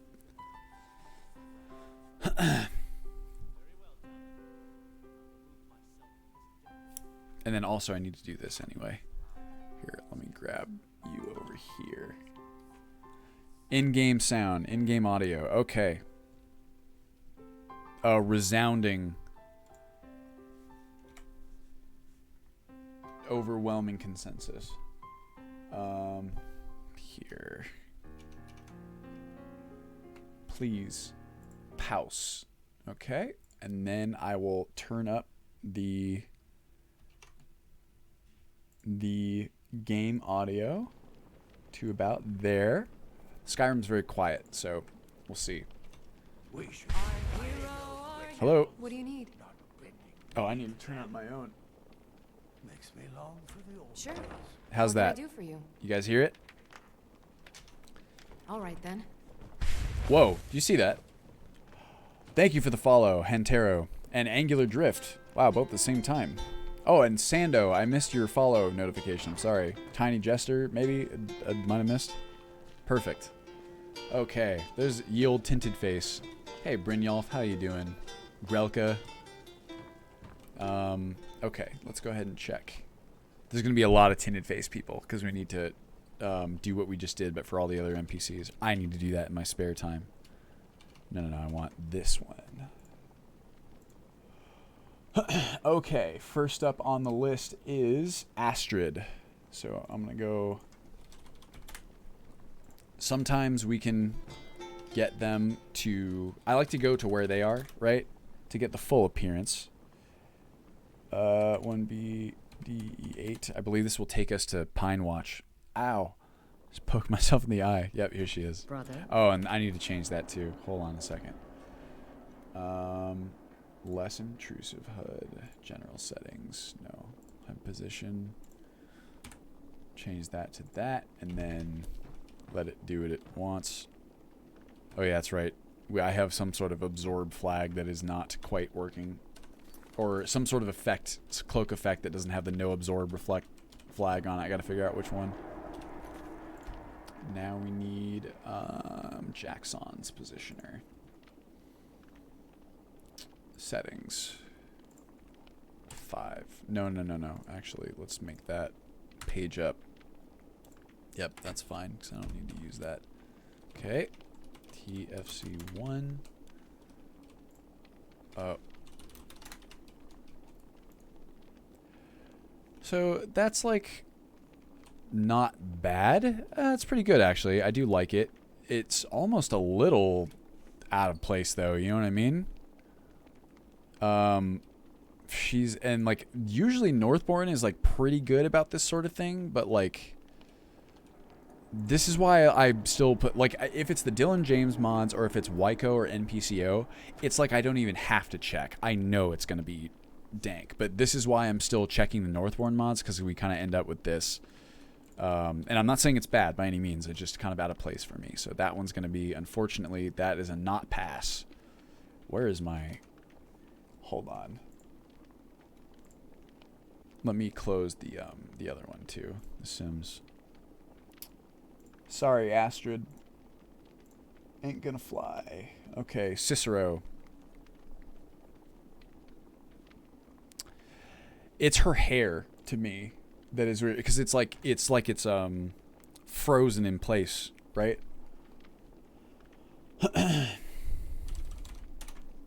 Oops, I spelled that wrong. Hashtag not pass. Hot Cicero. Let's find Hot Cicero. Okay, Cicero Road. We can go there, I'm sure. Okay. 550F0. No? Okay. Oh, that's the base ID. Whoops.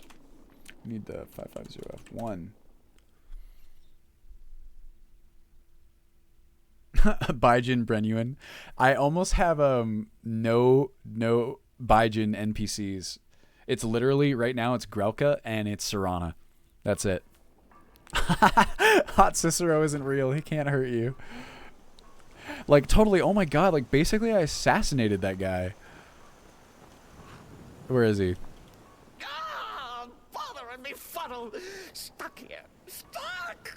My mother, my poor mother. Okay, so I like his general appearance, but his mouth seems really small. Like, why is that?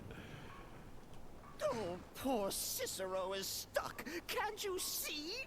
I was transporting my dear, sweet mother. Okay, now that's a bit better. I don't know, better. I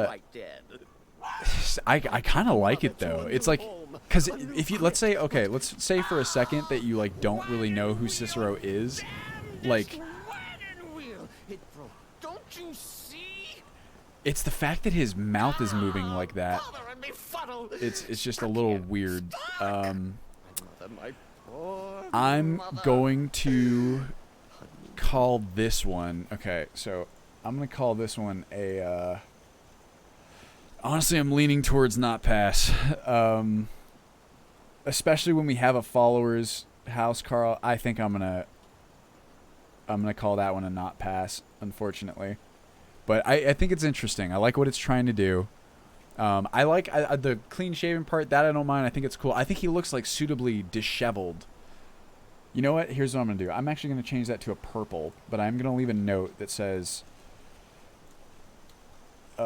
Northbourne, pretty weird, last resort, if I really don't like the other ones, but I think it's definitely worth checking to see what the other ones look like. Yeah, it's like he's like stuck like this, and it might not be his fault because I have some mods that you know, change a bit about like the animation, right? So sometimes it looks a little weird that way with some of the NPC mods, but it's like his mouth is like super small and he's like it's unnerving. Okay. Onward to, what time is it right now? 7:30 a.m. That works out. I guess I can also apply that. Hold on, same color because I forgot. There's also these variants. Delacourt is one of the bards, I believe. He's sad because he got kicked out. I would be sad if I got kicked out of a My Chemical Romance concert. I have never been kicked out of a concert before. I've been kicked out of...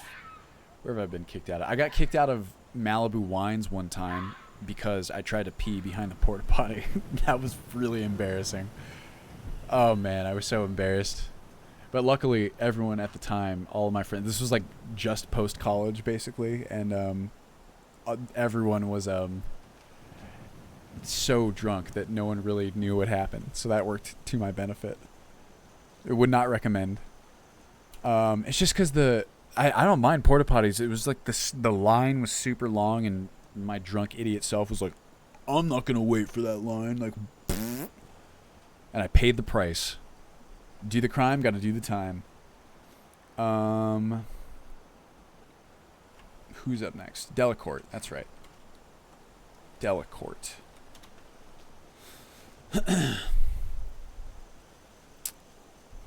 Oh, I didn't see it. I didn't see how it was paused. Oops. Let's see. Oh, yeah. That is pretty good. Hold on. Shit. Don't select him anymore. Ah, damn. Okay, wait, no. Here we go.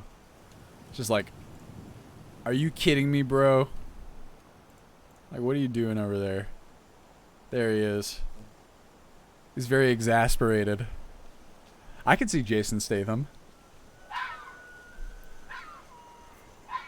There it is. Everyone take your screenshots. That would make like a good emote almost. Okay. Delacourt. Oops. Jesus, coyotes. No, foxes, sorry. Foxes are so loud. Player dot move 272663. Yeah, that would be a good thumbnail. Oh, that's the base ID. Oopsie. 72667. And that one's not working either. Sometimes that happens. Alright. Player dot place at me 72663. Delacourt. Whoa. I think I might end up taking off the... This is a weird appearance. I'm a bard, trained at the Bard's College in Solitude. Wanderers like you should think about applying. Yeah, it looks like a lot of these Northbourne ones kind of interact a little strangely with the mouth. The mouth. Yeah, that's a not pass from me. Delacourt is one of the bards, I believe, at the Bard's College. I think that's where he spends most of his time.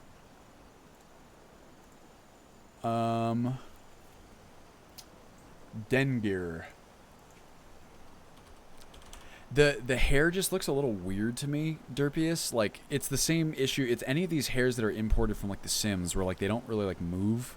And they have some other kind of, like, issues, too. Like, what's going on with... Whoa. Like, here, you know what I mean? Just looks a little weird. To me, personally. Just when I know that there's, oh, you guys like it, huh? Well, maybe I shouldn't be so... Yeah, it's just, I don't know, it's not for me. And when I know that there's, like, other variants still there, Like the NPCO version of him, I'm sure is like perfectly fine. I really try to err on the side of caution where like, to me, if I see it and it looks weird even immediately, I tend to not go for it. Dengir. Okay. Yeah, it's not bad, but just not quite what I'm looking for. None of them are bad, really.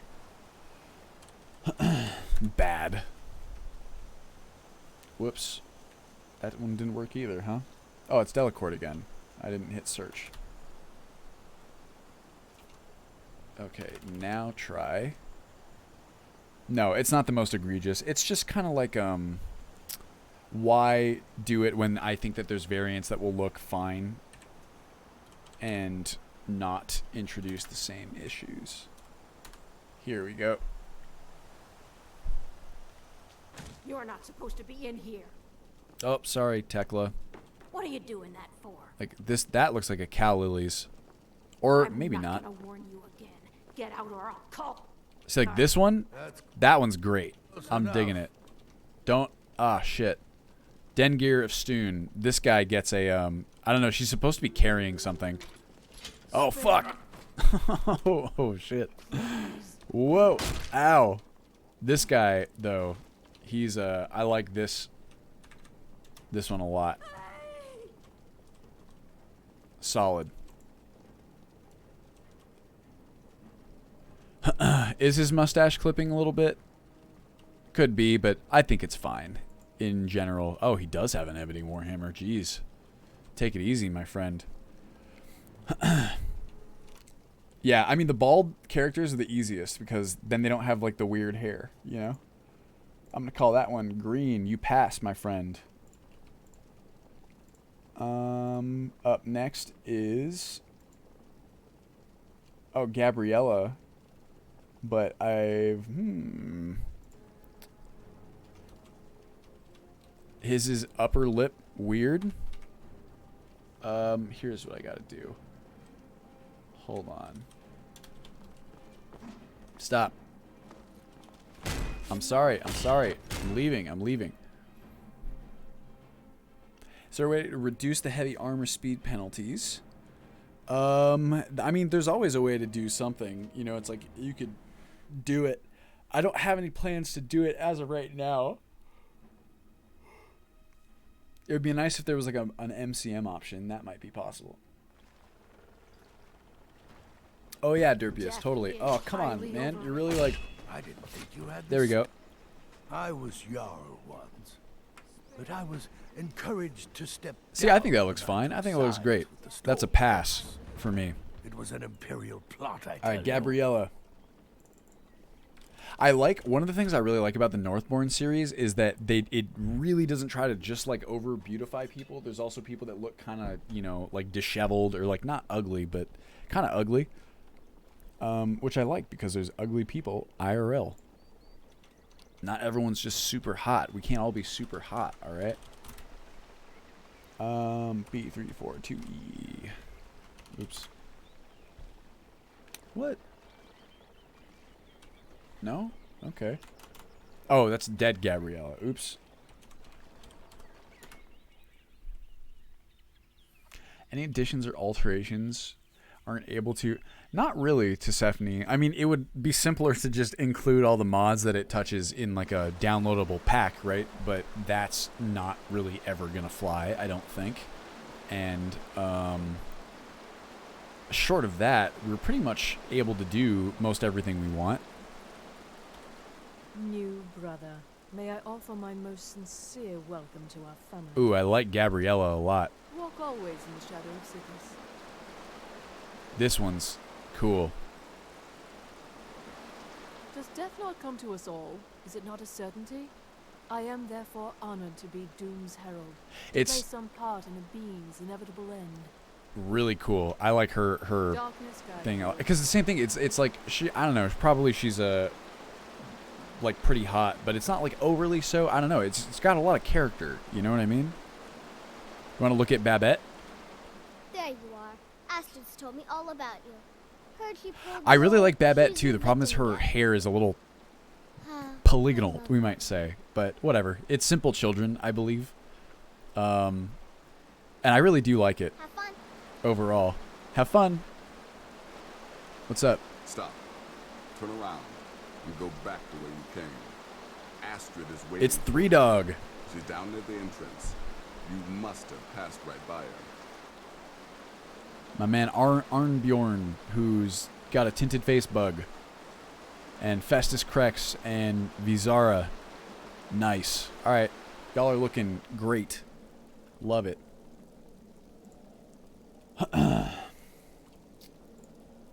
Fantastic. Gunjar. Is that...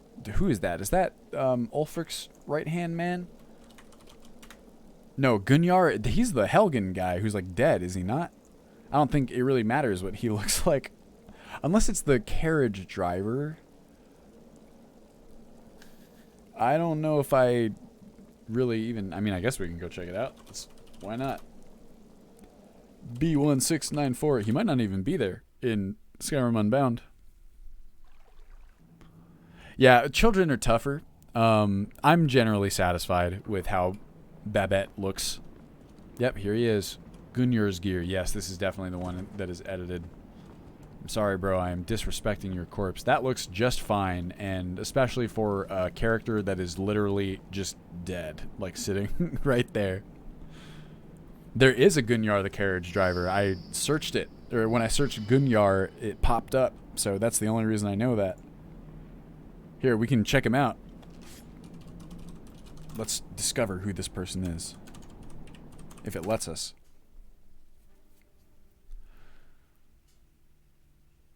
Yeah, exactly, Monique. That's a good point, Explicit. Needs to be boovarped. Do I have God mode on? Yes, I do. Leave me alone. So this is where he's supposed to show up. I'm guessing this is where am I? Falkreath? Hold on. There we go. This is probably where the carriage driver is if you have built out the whole house or hired him. Let's see what he looks like for fun. Help! Look at him. Ow. I'm getting bit. See, like, this is what characters look like by default with, like, Wyko and NPCO. So, tell me that doesn't just perfectly fit the world, right? Will you not... Please stop. I have magical, mystical powers. Ow. Matthew Patel. Okay. Yeah, and see, that's what I mean. Like, so any character that we see here whose appearance, like, we don't really like 9 times out of 10, they'll have, like, an NPCO or a Wyko edit that, just barely enhances their appearance and brings them into the modern age in terms of appearance. So we really, like, if something doesn't, it just feels a little off, like, generally speaking, I just am like, nah, we'll just let NPCO handle it. Or one of Dylan James's mods. Okay, Gunjar gets a pass from me. Gunnar Stone Eye. That I don't know. I don't know who that is. Reference ID. Oh, do I have copy and paste in console? I don't. I need to get that. Is that your mod, Sacroletius? Am I crazy?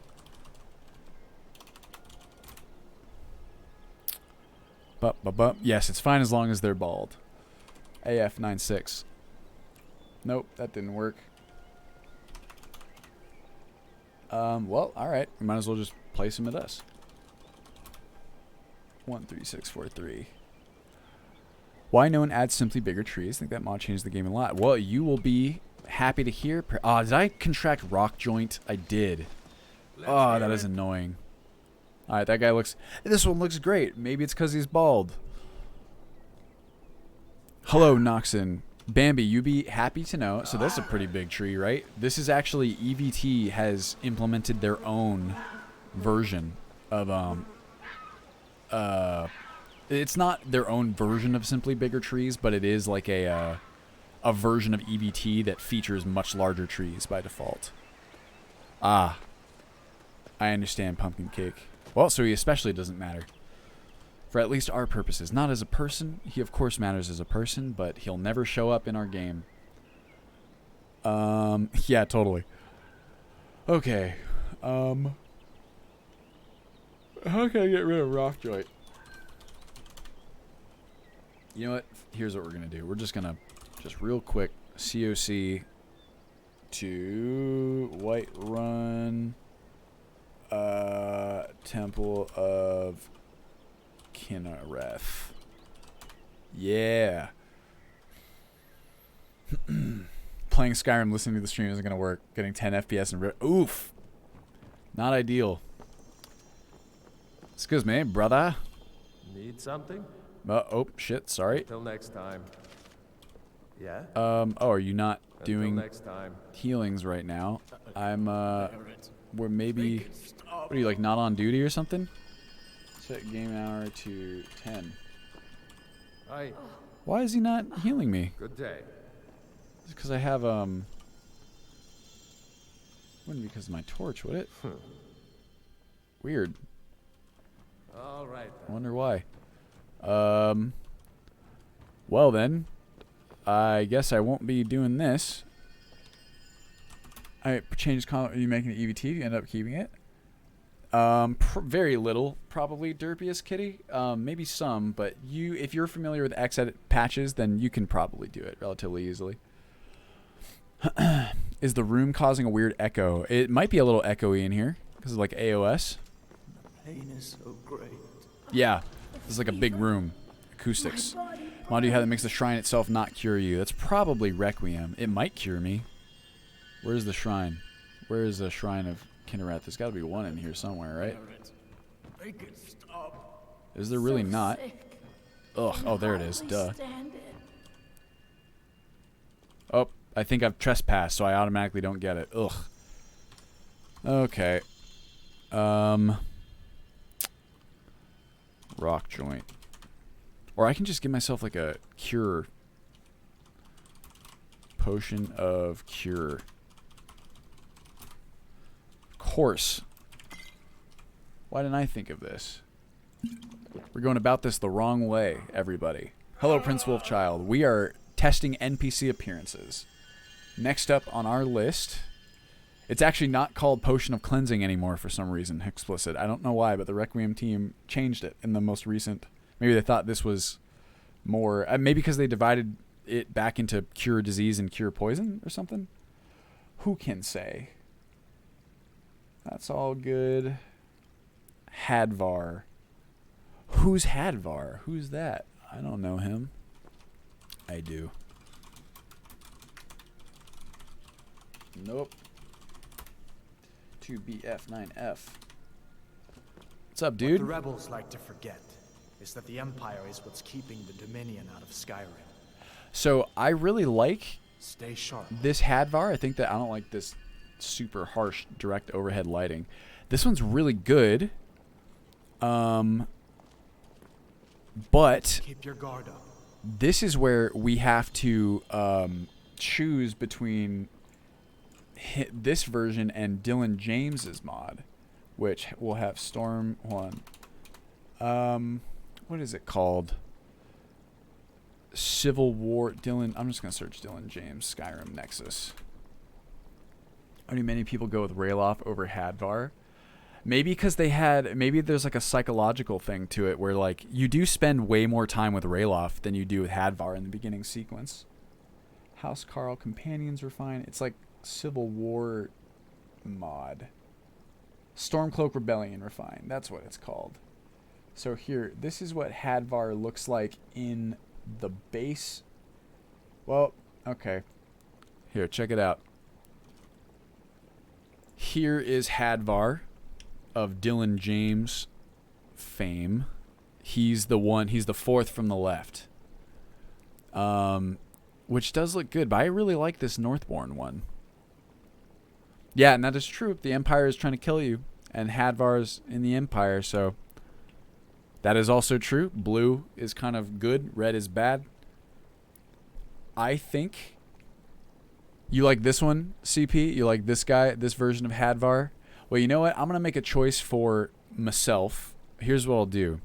I'm gonna mark this one as purple because that's what the color purple in this spreadsheet is for. I'm gonna leave a note that said, NB is great, but want to see Dylan James's version, so I can test that on my own time.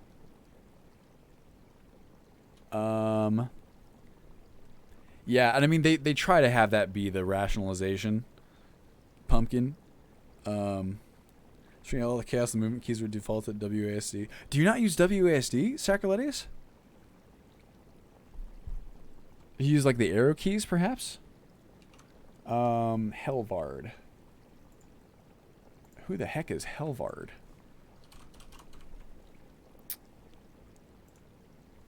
Yeah, they're trying to like be like,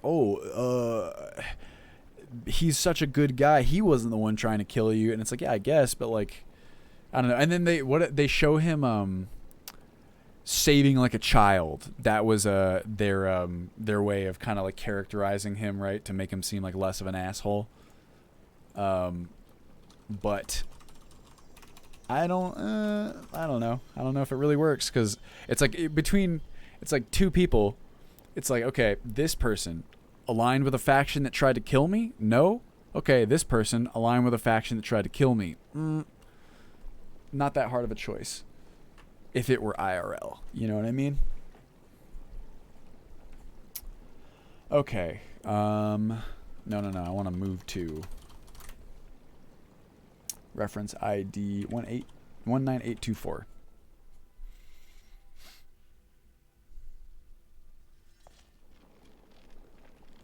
Yeah, I guess Hadvar is more like that. Oh, look, here's Nenya. We can check her. I serve under Jarl Sidgir and Jarl Dengir before him. So normally I don't like these kinds of like hairstyles, but I actually quite like this one because it doesn't seem that out of place, does it? It's a little weird in how static it is, but I really like her face, and I like it like fits the style. Otherwise, may wisdom forever light your path. What do you guys think? That one's not nearly as egregious, I think, as most. Here's Helvard. I protect the Jarl, whoever that might be. His eyes are really far apart. All right then. Oh, see, here you go, Watch flickering what you're lights. doing. Now watch, if I turn this off, no sweat. Oh, Legate Skolnar. Oh, he must not have shit. We're supposed to do his, are we not? Or was that something else? Legate. Oh, no. I decided that I didn't like his, apparently. Okay, weird. The Helvard, he doesn't really have any other ones. I don't know. What do you guys think about this guy? Falkreath Cemetery reminds us. It's like pretty good. I like it.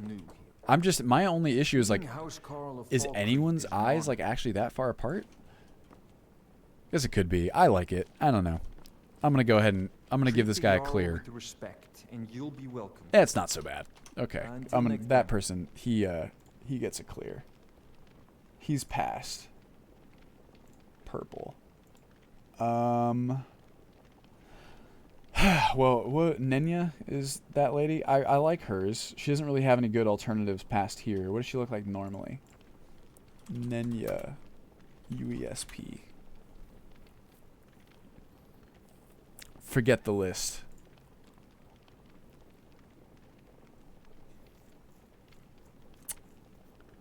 Let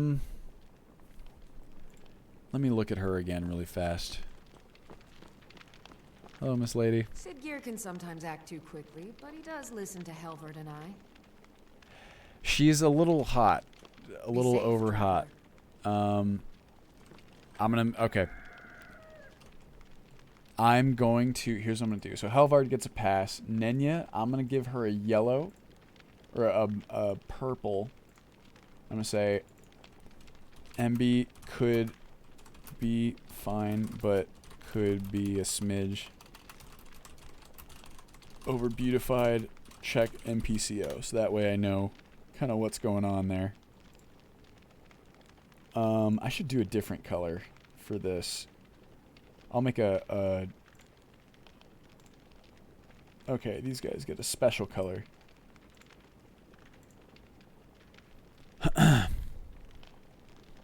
Gotta keep some of them hot, otherwise modded Serana. Well, see, okay, here's the thing.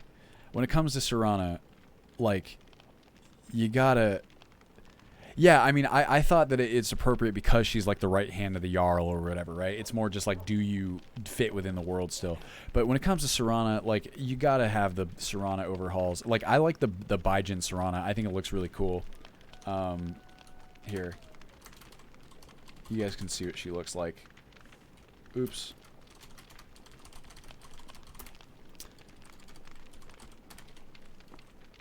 Here she is. What now? I really like this particular appearance of her. This is probably the version that I'm going to go with. All right. Yes? Do you need something? Is this Laura Bailey? It might be Noxon. I actually can't remember. Do you know how to fix the next scene problem? If it's... So a lot of the... So for example, Serana, I can't remove her clothes because I'm pretty sure the Baijin ones are actually... That's so cool. It's Laura Bailey. I didn't know that. You have to make sure the body armor is properly done, like properly forwarded. Okay.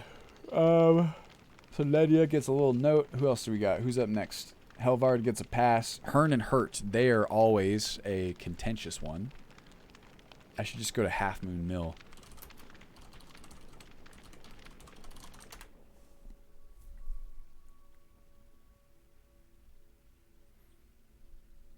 Does Ultimate Skyrim have nudity? Not by default, Hexplicit, but I'm pretty sure people will mod it in. I think they have with Legendary Edition.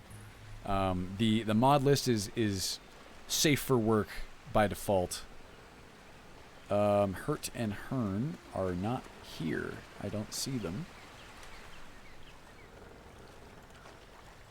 Are they inside, perhaps? Would make sense. They don't really like the, Hello? Is someone there? Yeah? May I come in? Of course. Thank you. Yeah, I mean, it's for, like, streamer safety, right? Primarily. I don't have anything against nudity. But, you know, it's just a little sketch when streamers play. Here for work? Get an axe and bring me all the wood you can chop. Gee, I wonder if she's a vampire. That looks a little weird to me. The hair, her face is fine. Oh my, a guest. It's terrifying. All right then. It's... Please, make yourself at home. It's like pretty good. The door retexture is, I believe, MD's Farmhouses, Derpius. This one's tricky. Because I do kind of like them, but the hair looks weird. You know what I mean? It looks like it's made out of pasta spaghetti. Hardened pasta spaghetti. Yeah, I'm sure Monique. Yeah, he does. He does look super stoned, right? The fact that the eyes are glowing does not help. Wow, jeez, Sacriletius. Like, hey. Yeah, they both look like, oh, what's up, bro? These guards are such a bore. Yeah, I'm going to give those a yellow. Those are a yellow from me, dog. It is great work. I think we're going to go with something a little different. Oh, thank you for the follow, Black Salami. Imperial Captain Main Quest 01. That really doesn't matter, but let's check it out anyway. We got time. Oh, we actually... Okay, that's fine. Here, I'll just spawn them in here then. AAFAC. Hello, I need my torch out. I need to favorite that. How about that? Hello. Sure. Out with it. Oh, that's... Oh, she's the captain. Man, I do wish that Skyrim Unbound gave you the option to do the Helgen start as usual, right? Maybe there will be a mod one day that allows us to do that, because that would be really cool. I just miss having the option. I really like that about Live Another Life, right? Welcome, Black Salami. Hey, Osana, hello. Hello, hello. My terrible accent.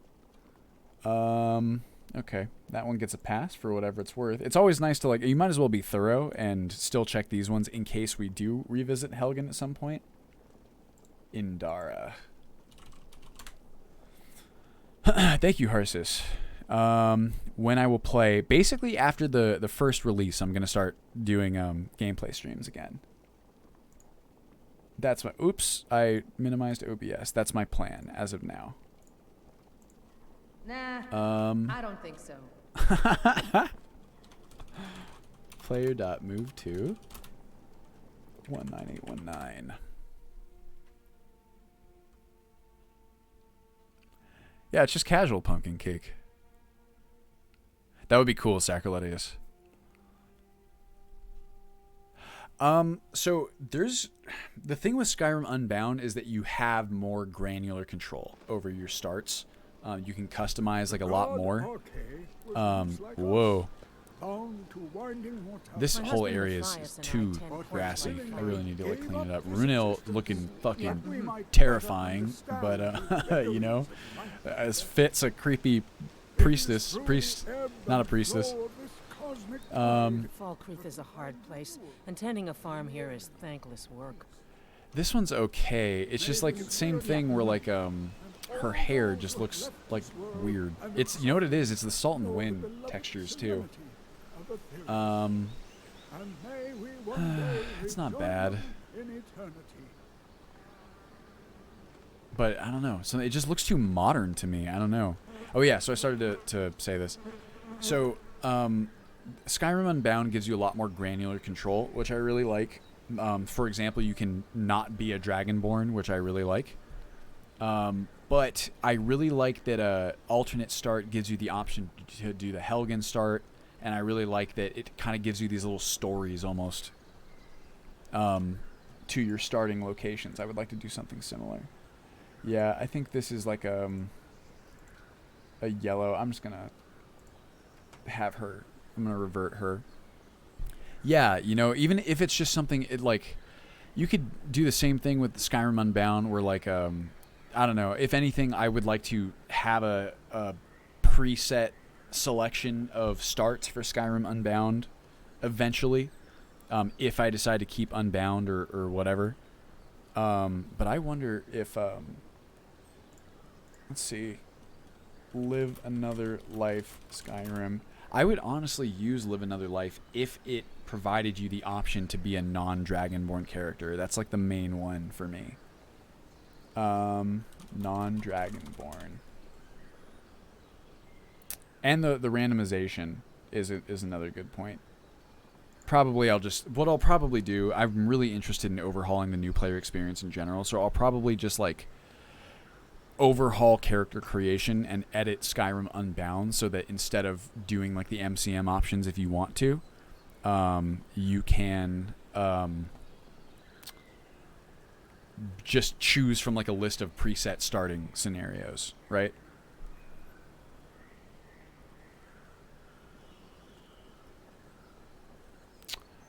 That is an interesting idea, Monique. The problem is both of those mods overwrite so many different quests in order to do what they're trying to do, that I wonder if it isn't more trouble than it's worth.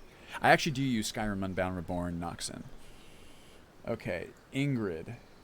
Ingrid, is she from Riverwood? Who's Ingrid?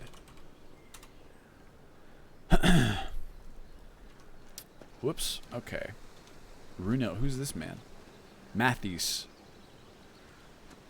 See, this is like, there's way too much going on in the Falkreath graveyard here. It's really cool, but it's like, this grass is just too much. You know what I mean?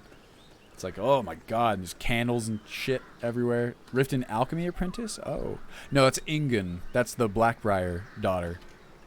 Close, though. At least I think. Player.move to 1363F. That's the base ID. Shit. AAF9A. And that didn't work either. All right. Player.move to. Who's Ingrid? 1363F. Hello? Did it work? Oh, wait. What? Is that 1363F? Okay, I mean... Oh, I'm still doing move to. That's why. Oopsie. Place at me. There we go. Hello. Need something? Okay, that just looks a little weird to me. I don't know what's going on there. But, nope. No thank you. I'm also... So, like, a lot of these hairdos are, like, KS hairdos, right? Oh, yeah. Oh, Aosana, we're not checking dark face issues. We're actually just checking variants of the characters that I have, like, assigned. I'm going through all the different NPC overhauls and seeing, like, which ones I like, which ones I don't. And just moving through. But I do plan on using the dark face issue reporter to make sure everything's good. I know someone with those face proportions. I mean, it's not unrealistic. I'm not a fan, actually, of the Salt and Wind retextures. I prefer the regular. Because there's no, like, shading to it. It's very flat. Ingrid. Cuss. No. Llewellyn the Nightingale. Okay. It's a little taxing, Aosana, but not so bad. I don't know. I think it's worth it, personally.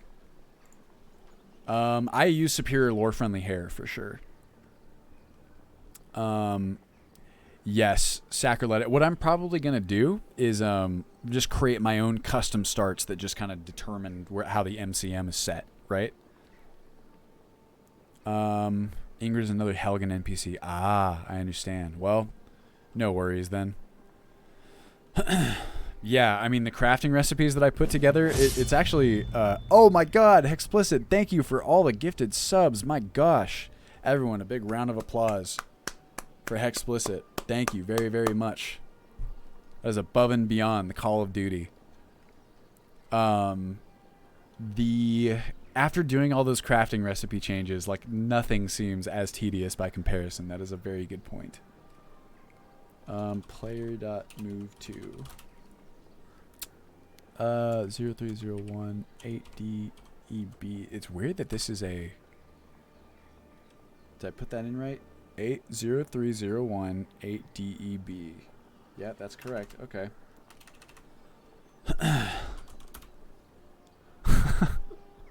Thank you very much, Explicit. I really appreciate it. 0301 8DE0. There we are. Pardon me, Ingrid. Oh, look at this guy. Whoa. Yes? Same thing. The hair is a little weird to me. I don't know who this person's supposed to be, but that's just not bad, but it's just a little strange. So I think I'm gonna call that one not pass. These are Northbourne NPCs, Aosana. So the hair, I mean, I think that the author draws from, like, KS hairdos a lot. Yeah, it's not so much the hairstyle here, guys. It's the way that Until next time. I don't know, it's like the shading on it. You know what I mean? It's like a it reminds me of, like, a Lego hair that you just kind of plonk on, if that makes sense. It's just not my style. Oh, Laud. Everyone loves Laud. I know who that is. He looks edgy. He's Llewellyn the Nightingale, you know? You probably might have heard of him. I don't know. Laud. Oh, whoops. I did not put it in yet. Laud. Gotcha. Player.move to... Oh, yeah. You know, oh, Lego Skyrim. That sounds wild. Let's do... Oh, shit. There's a lot of people here. Okay. Player.move to 3A19F. Here he is. Look, he's trying to walk through a railing. Steel's good, but Also, loyalty his Tint is not correct. Hold on, that's not good. That means we didn't forward the stuff. He must have an overwrite that I wasn't aware of. Let's see here. Say was tinted. So unfortunately, I'll have to wait to see about him. I like that general appearance, though. This also is not who I thought it was. I thought this was a Riverwoodman. Who's up next? Lokir. Lokir of Rorikstead. That we can just place in the 4, 6, 7, 9A. See me at my forge if you need arms. Need something? Weird. I mean, that looks fine to me. Call that one a pass. Why not? Oops. Whoopsie. That's the wrong color. Yep. Poor Lokir. I think about that often. I'm like, that scene is, it's easy to like take it for granted and just like, you know, we've all seen it so many times, right? But it's pretty cool. And like, you know what I want? I'm striving so that in my life I can go, like, if there was a situation like that where like I keep thinking about the guy who's like, they're gonna execute him, and he's like, the priest starts, you know, giving her like last rites, and he's like, let's hurry this up, I haven't got all morning. I'm like, that dude is a champion. Like, to go into your death just so not regretful, just like happy with how you live your life to the point where you're like ready for death, like that is the dream right there. It's kind of heavy, but that's cool. To live as you deem fit, you know what I mean? It's true, but it's like, I mean, at least in their mythology, then he's going to Sovngarde, you know? Matthews. Okay. Who's Matthews? Oh, you know what? That's the guy that we just saw a moment ago. So his was incorrect as well. He must have, my ancestors are smiling upon me, Imperials. Can you say the same? So I know where this person is. It's going to take me right back to the graveyard. Yep. Or near the graveyard. It's this guy. Excuse me. So he's got a tinted face bug too. So they must have mods editing them that I'm not aware of, that I don't have marked here. Was tinted. Matt Lara. That's a character that I don't know. Yeah, like the vanilla start, it actually is pretty legit, you know what I mean? Imperials were ancestors who were imperialistic. Hell yeah, baby. I guess that's true. It's like, can you say the same? They're like, yeah, I mean, I guess so. I think my ancestors are pretty chill with everything I'm doing.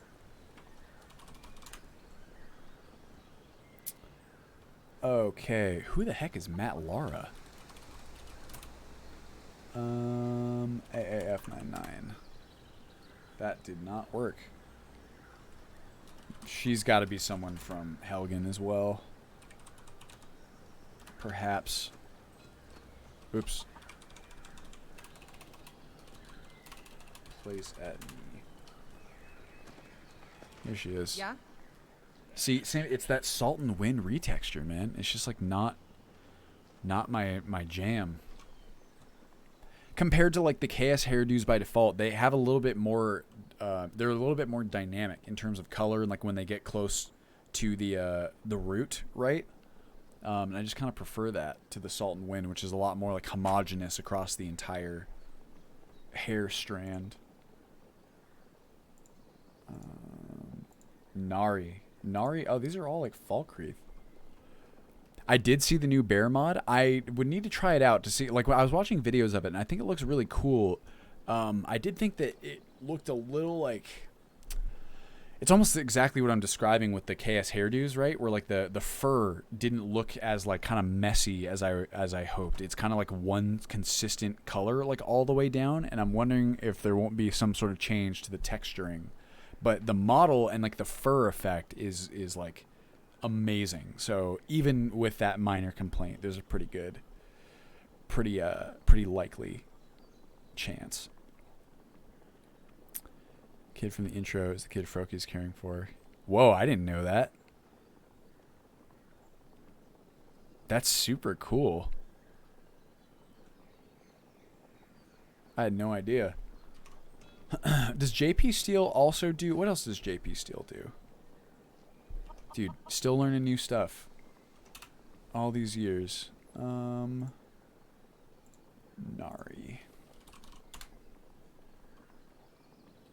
That's right. Funny that he's also doing like meshes for... I was wondering why I knew that name. Meshes for animals. Oh. Hello, Nari. They say the college has been snooping around Yeah, Satka. not quite for me. It's the Maybe salt and some wind very textures again. No good can come of that. It's my real complaint.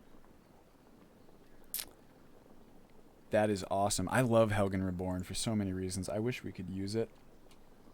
Nenya Business. Rhea. Is Rhea the Redguard warrior outside of that one dungeon? Player.move to 030052. No, she's one of the House Carls.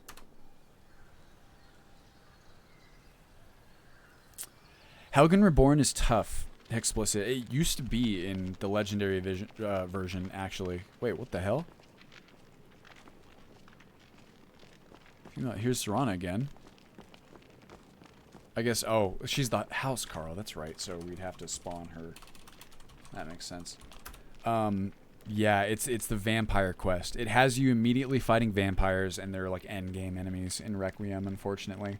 And it's not an easy workaround either, because like the whole quest is built around it.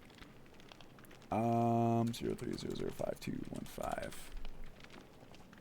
Whoa! Jarl has appointed me to be your house Carl. It's an honor to serve you. She looks super cool. Okay. Let's see about her hair.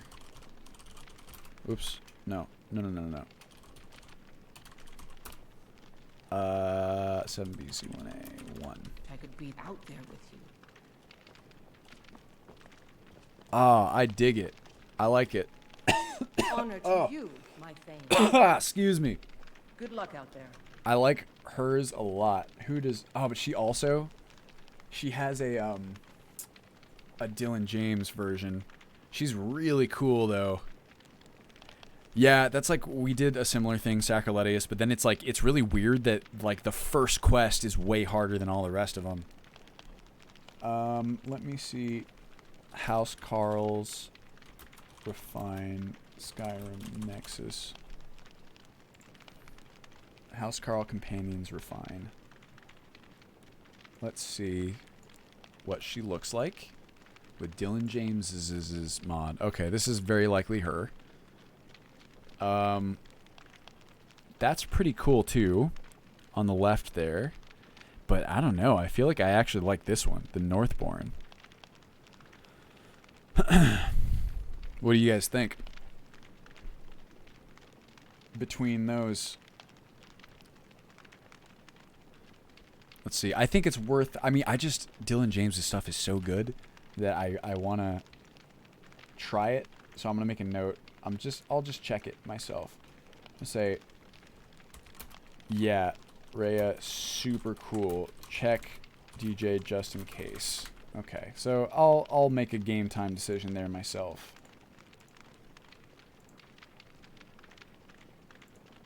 Oh, okay, so Runil is... We know what Runil looks like. How did we feel about him? I thought he looked kind of cool, but he does look like a zombie. He looks like he's seen better days. I am going to do this guy for Runil as well.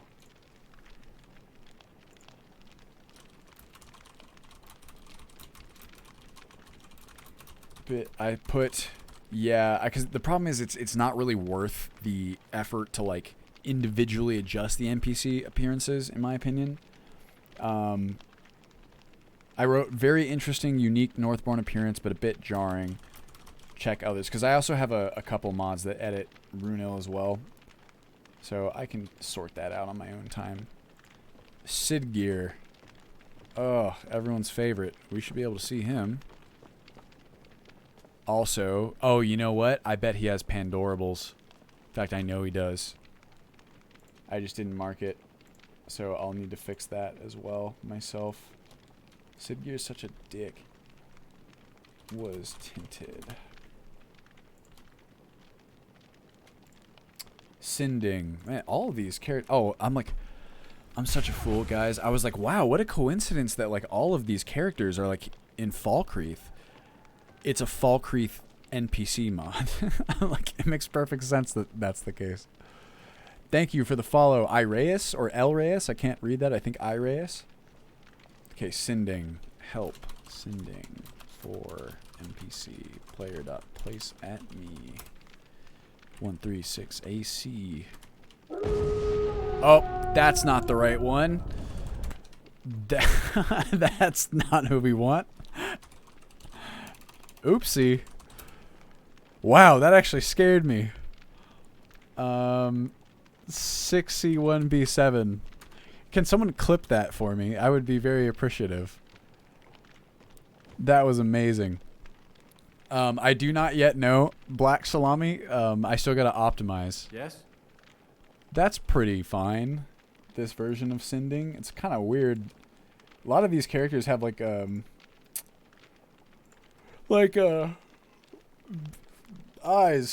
The one that says human. Yes, you are correct. I should have paid, because the problem is I have it just here as like Sinding in my spreadsheet. I don't know. This one's like okay. Something about it looks weird though to me. Is it just me? Need something? Let's see. Get away from me. I'm like not super into that one for some reason. It's like aight at best. I think I'm gonna let that one just go NPCO. So then we'll also make these. I'll leave a note there. I was like, not terrible. Okay. Soloth. Who is Soloth again? Someone in Falkreath. 1981E. Let me know if you see anything you like. Oh, this guy. That's right. Well met. Unlike my brother, I've no dislike of strangers. His hair is weird. I was a stormcloak. It's like alright. It's also very blonde. I think I'll let the other ones edit him as well. I'm gonna call that yellow. Tekla. Who is Tekla again? Thank you, Explicit.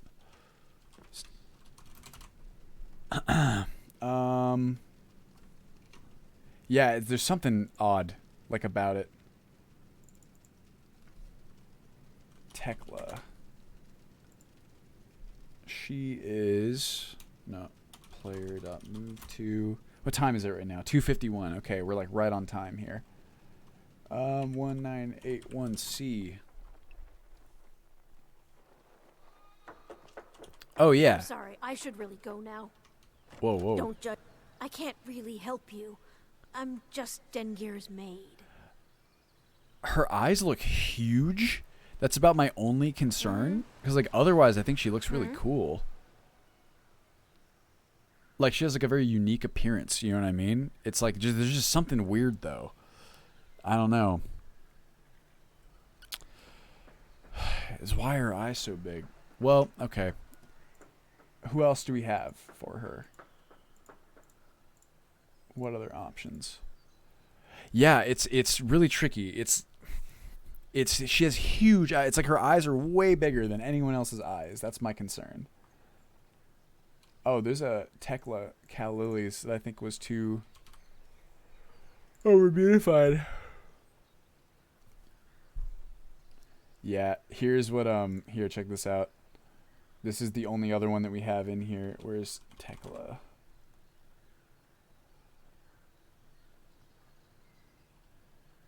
okay, so this is the Cal Lilies version, which I tested and I decided it was a yellow.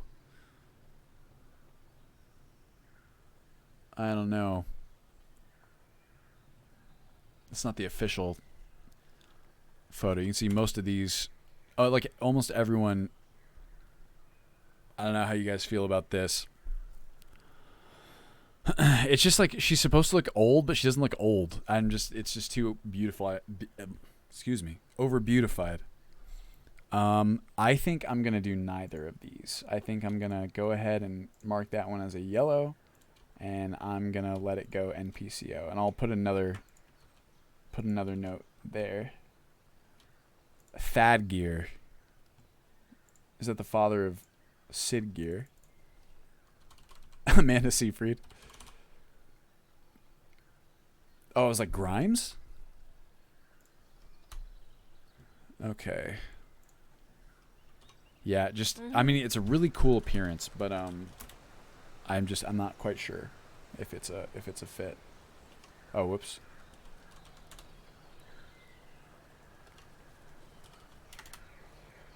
I'm trying to get through all of these before the stream ends. Oh, here he is. Unless you intend to bury someone, this isn't the place you're looking I like him a lot. I like that appearance. That is a very convincingly like an old dude. That one gets a pass from me. Torolf. Who the hell is...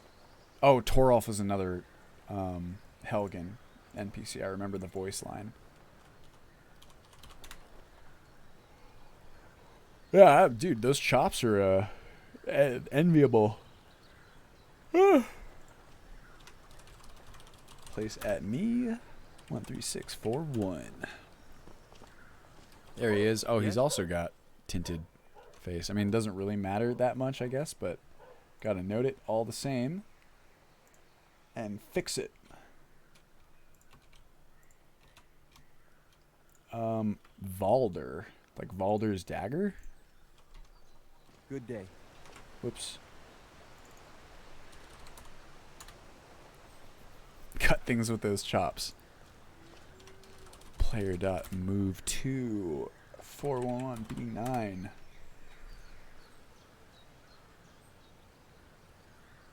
Oh yeah, I don't think that they exist in memory right now. Pumpkin Hello? cake. Like if we tried to go. Over here, please. I need help. Please. Thank Kinnereth for you, stranger. I'd almost given Oh up my hope of walking gosh! away from Thank here. you for the cheer. Brought to you by Q. I don't think that those NPCs are loaded into the references.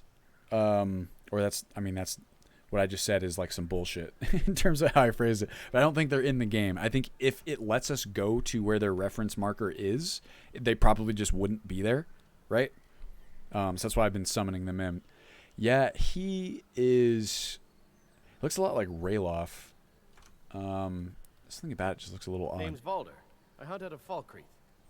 We tracked a bear to this Free tickets den. to the gun Good show. coin for those pelts. We had the big sow cornered when they showed up. 3 of them out of nowhere. Spriggans. You can see no grass and Meals went objects. down before we even knew to Actually, run. this is pretty good. Laurie died just I kind of like inside. his like facial expressions, you know? Things were real. I may have lost a drop or two of blood. Truth is, I'm not going anywhere like this. That is so awesome, Sacrilegious. I mean, we have to integrate Buvarp at some point. I just need a little to... Have one of these. Much better. Thanks, friend. I wouldn't have lasted Why much does longer that without quest update have a But period? now what? I can't just walk away. Not with my friends' bodies in there being torn apart by those beasts. We are testing NPCs. Sorry, Bolching. I'm about to sign off. I usually sign off at 3, but we're just testing NPC appearances. I understand. Let me help that you. For a stranger? I don't know It's what to weird say. that Valder isn't a follower I suppose. post-quest, No time to Sacrilegious. Snitch or Man, I need to double-cross me and I'll get kill you. Buvarp in I there mean sooner it. rather than later. Okay, so I think that he is... I have like a bunch of tweaks, like your tweaks, and then who's the other mod author who reminds me so much of the sort of like very detailed tweaks that you do? Okay, so Valder, I'm going to give him the same note where it's like,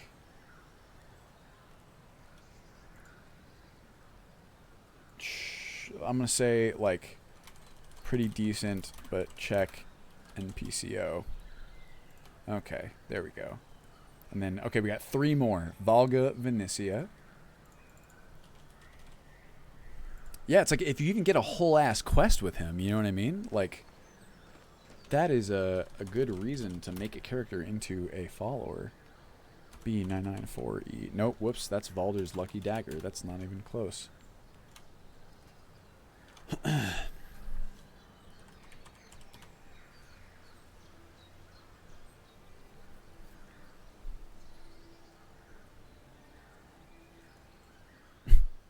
That's, I don't know why that's so funny to me. You don't need bigger tree mods when Baldur has those tree trunks. And warm beds. Oh, it's this lady. Welcome to Dead Man's Drink. The hairstyle's fine. It's her facial proportions are a little strange, but it's not like outside the realm of realism. You know what I mean? Like some people have facial proportions like this. Fighting in Cyrodiil, only to have I actually kind of like it. Again in Skyrim. But her forehead's like very small. I'll be right here if you need anything else. What do you guys think?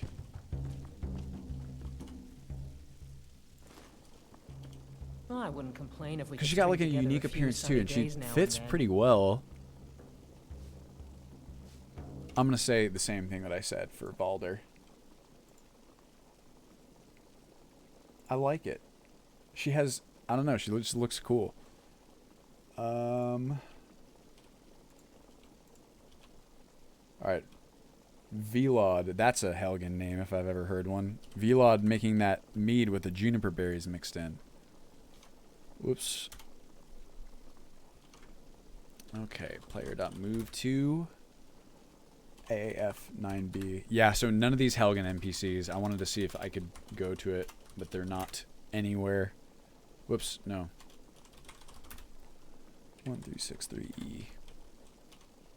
See ya. Hello. Alright. That guy looks interesting. He's got like, his eyes are really close together and he's got like a huge jaw and mouth. This guy kind of reminds me of an Oblivion character, to be honest with you. I don't know. I think I'm gonna let this one. Oh, wait. Huh. Maybe that's not who I was thinking of, but either way, I think that's a yellow. That's a no pass for me. And then Zarya. Zarya. We can finally see who Zarya is. At some point we should hire. I really like the whole like zooming in for you know, for characters, but it gives me motion sickness. Am I the only one? How do you guys feel about that? Thanks for hanging out, Black Salami. Really appreciate it. Glad you were able to make a stream. Like, just something about it's the field of view, like, going in and out, just like, if it were a straight zoom. Oh, look, here's Delacourt in his natural habitat. It just kind of gives my stomach the queasies. I don't know. Which is a shame, because I really do like the effect, but I think I may have to go without it. Really? It definitely bothers me, but maybe I just have, like, a sensitive stomach or something. That's the thing too, is like I've slowed it down a lot, you know, and it just, I don't know. Like sometimes it goes really fast. Like anyway, it doesn't really seem to matter. Oh, here you can see. So like here's the issues with having multiple idle markers in an inn. They don't know about each other. It's not so bad if you're already kind of like close to them, right? Like that's not bad. But if you're like here, like let's see it as, yes, that makes me like whoa. I think I'm going to opt out personally. All right. Well, Zarya is the last one. Oh, that is pretty evil, Sacrilegious. Straight up. 3A19B. Got something for just about... Huh? Huh? Someone new? Ooh. Perhaps someone looking for me to mix something up for them? I really like this appearance. I think I'm gonna have to keep this one. I don't think there's any like super other ones. This one's super cool. I'm giving that a pass for sure. Yeah, it's got like a unique appearance. I really like it. Clean up. And it's know how like to use it, right? Mix a couple ingredients together, see what happens. Okay, thank you. Yeah, I like that a lot. I think I'm gonna keep that.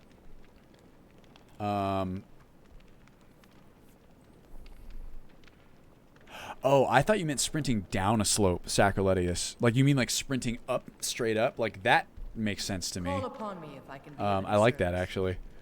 I might install, but if I was like sprinting down like the thing, that I mean still I suppose you would fall off in either case, and maybe it would feel fine. I bet players when they first experience it, like in a mod pack for example, when they don't even realize necessarily that the effect is active, it's just like oops. All right, everyone. Well, that's every single Northbourne that we wanted to check. We got through all of them, and just in time. How about that?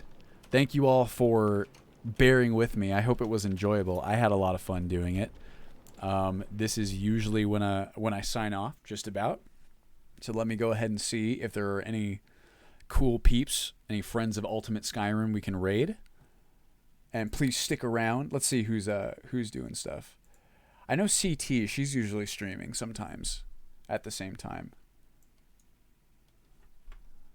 Let us find out. Come on, Twitch. There we got. Oh, you know who's streaming right now? There is a like a games journalist who I really like a lot. Her name's Janet Garcia. She used to be the guides editor for IGN, and then now she's doing her own like independent work, right? She would be an awesome person to raid. So if you guys are, I mean, really, she covers like everything, right? All the hot news in gaming, but she's really, really cool.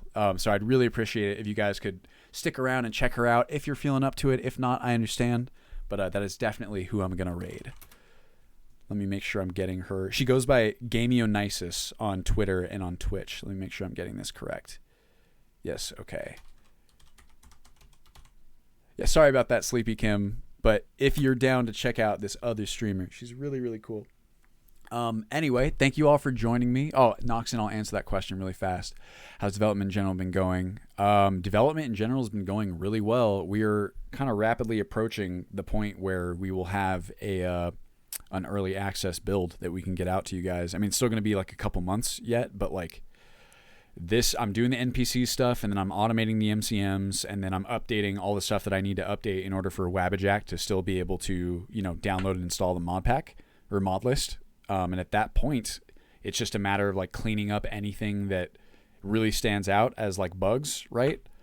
But if that's done, then that version will be ready to go for you guys. So of course I will keep you updated as we go with the weekly streams. This week I plan on really tackling the MCM automation in earnest, or at least trying to, you know, start.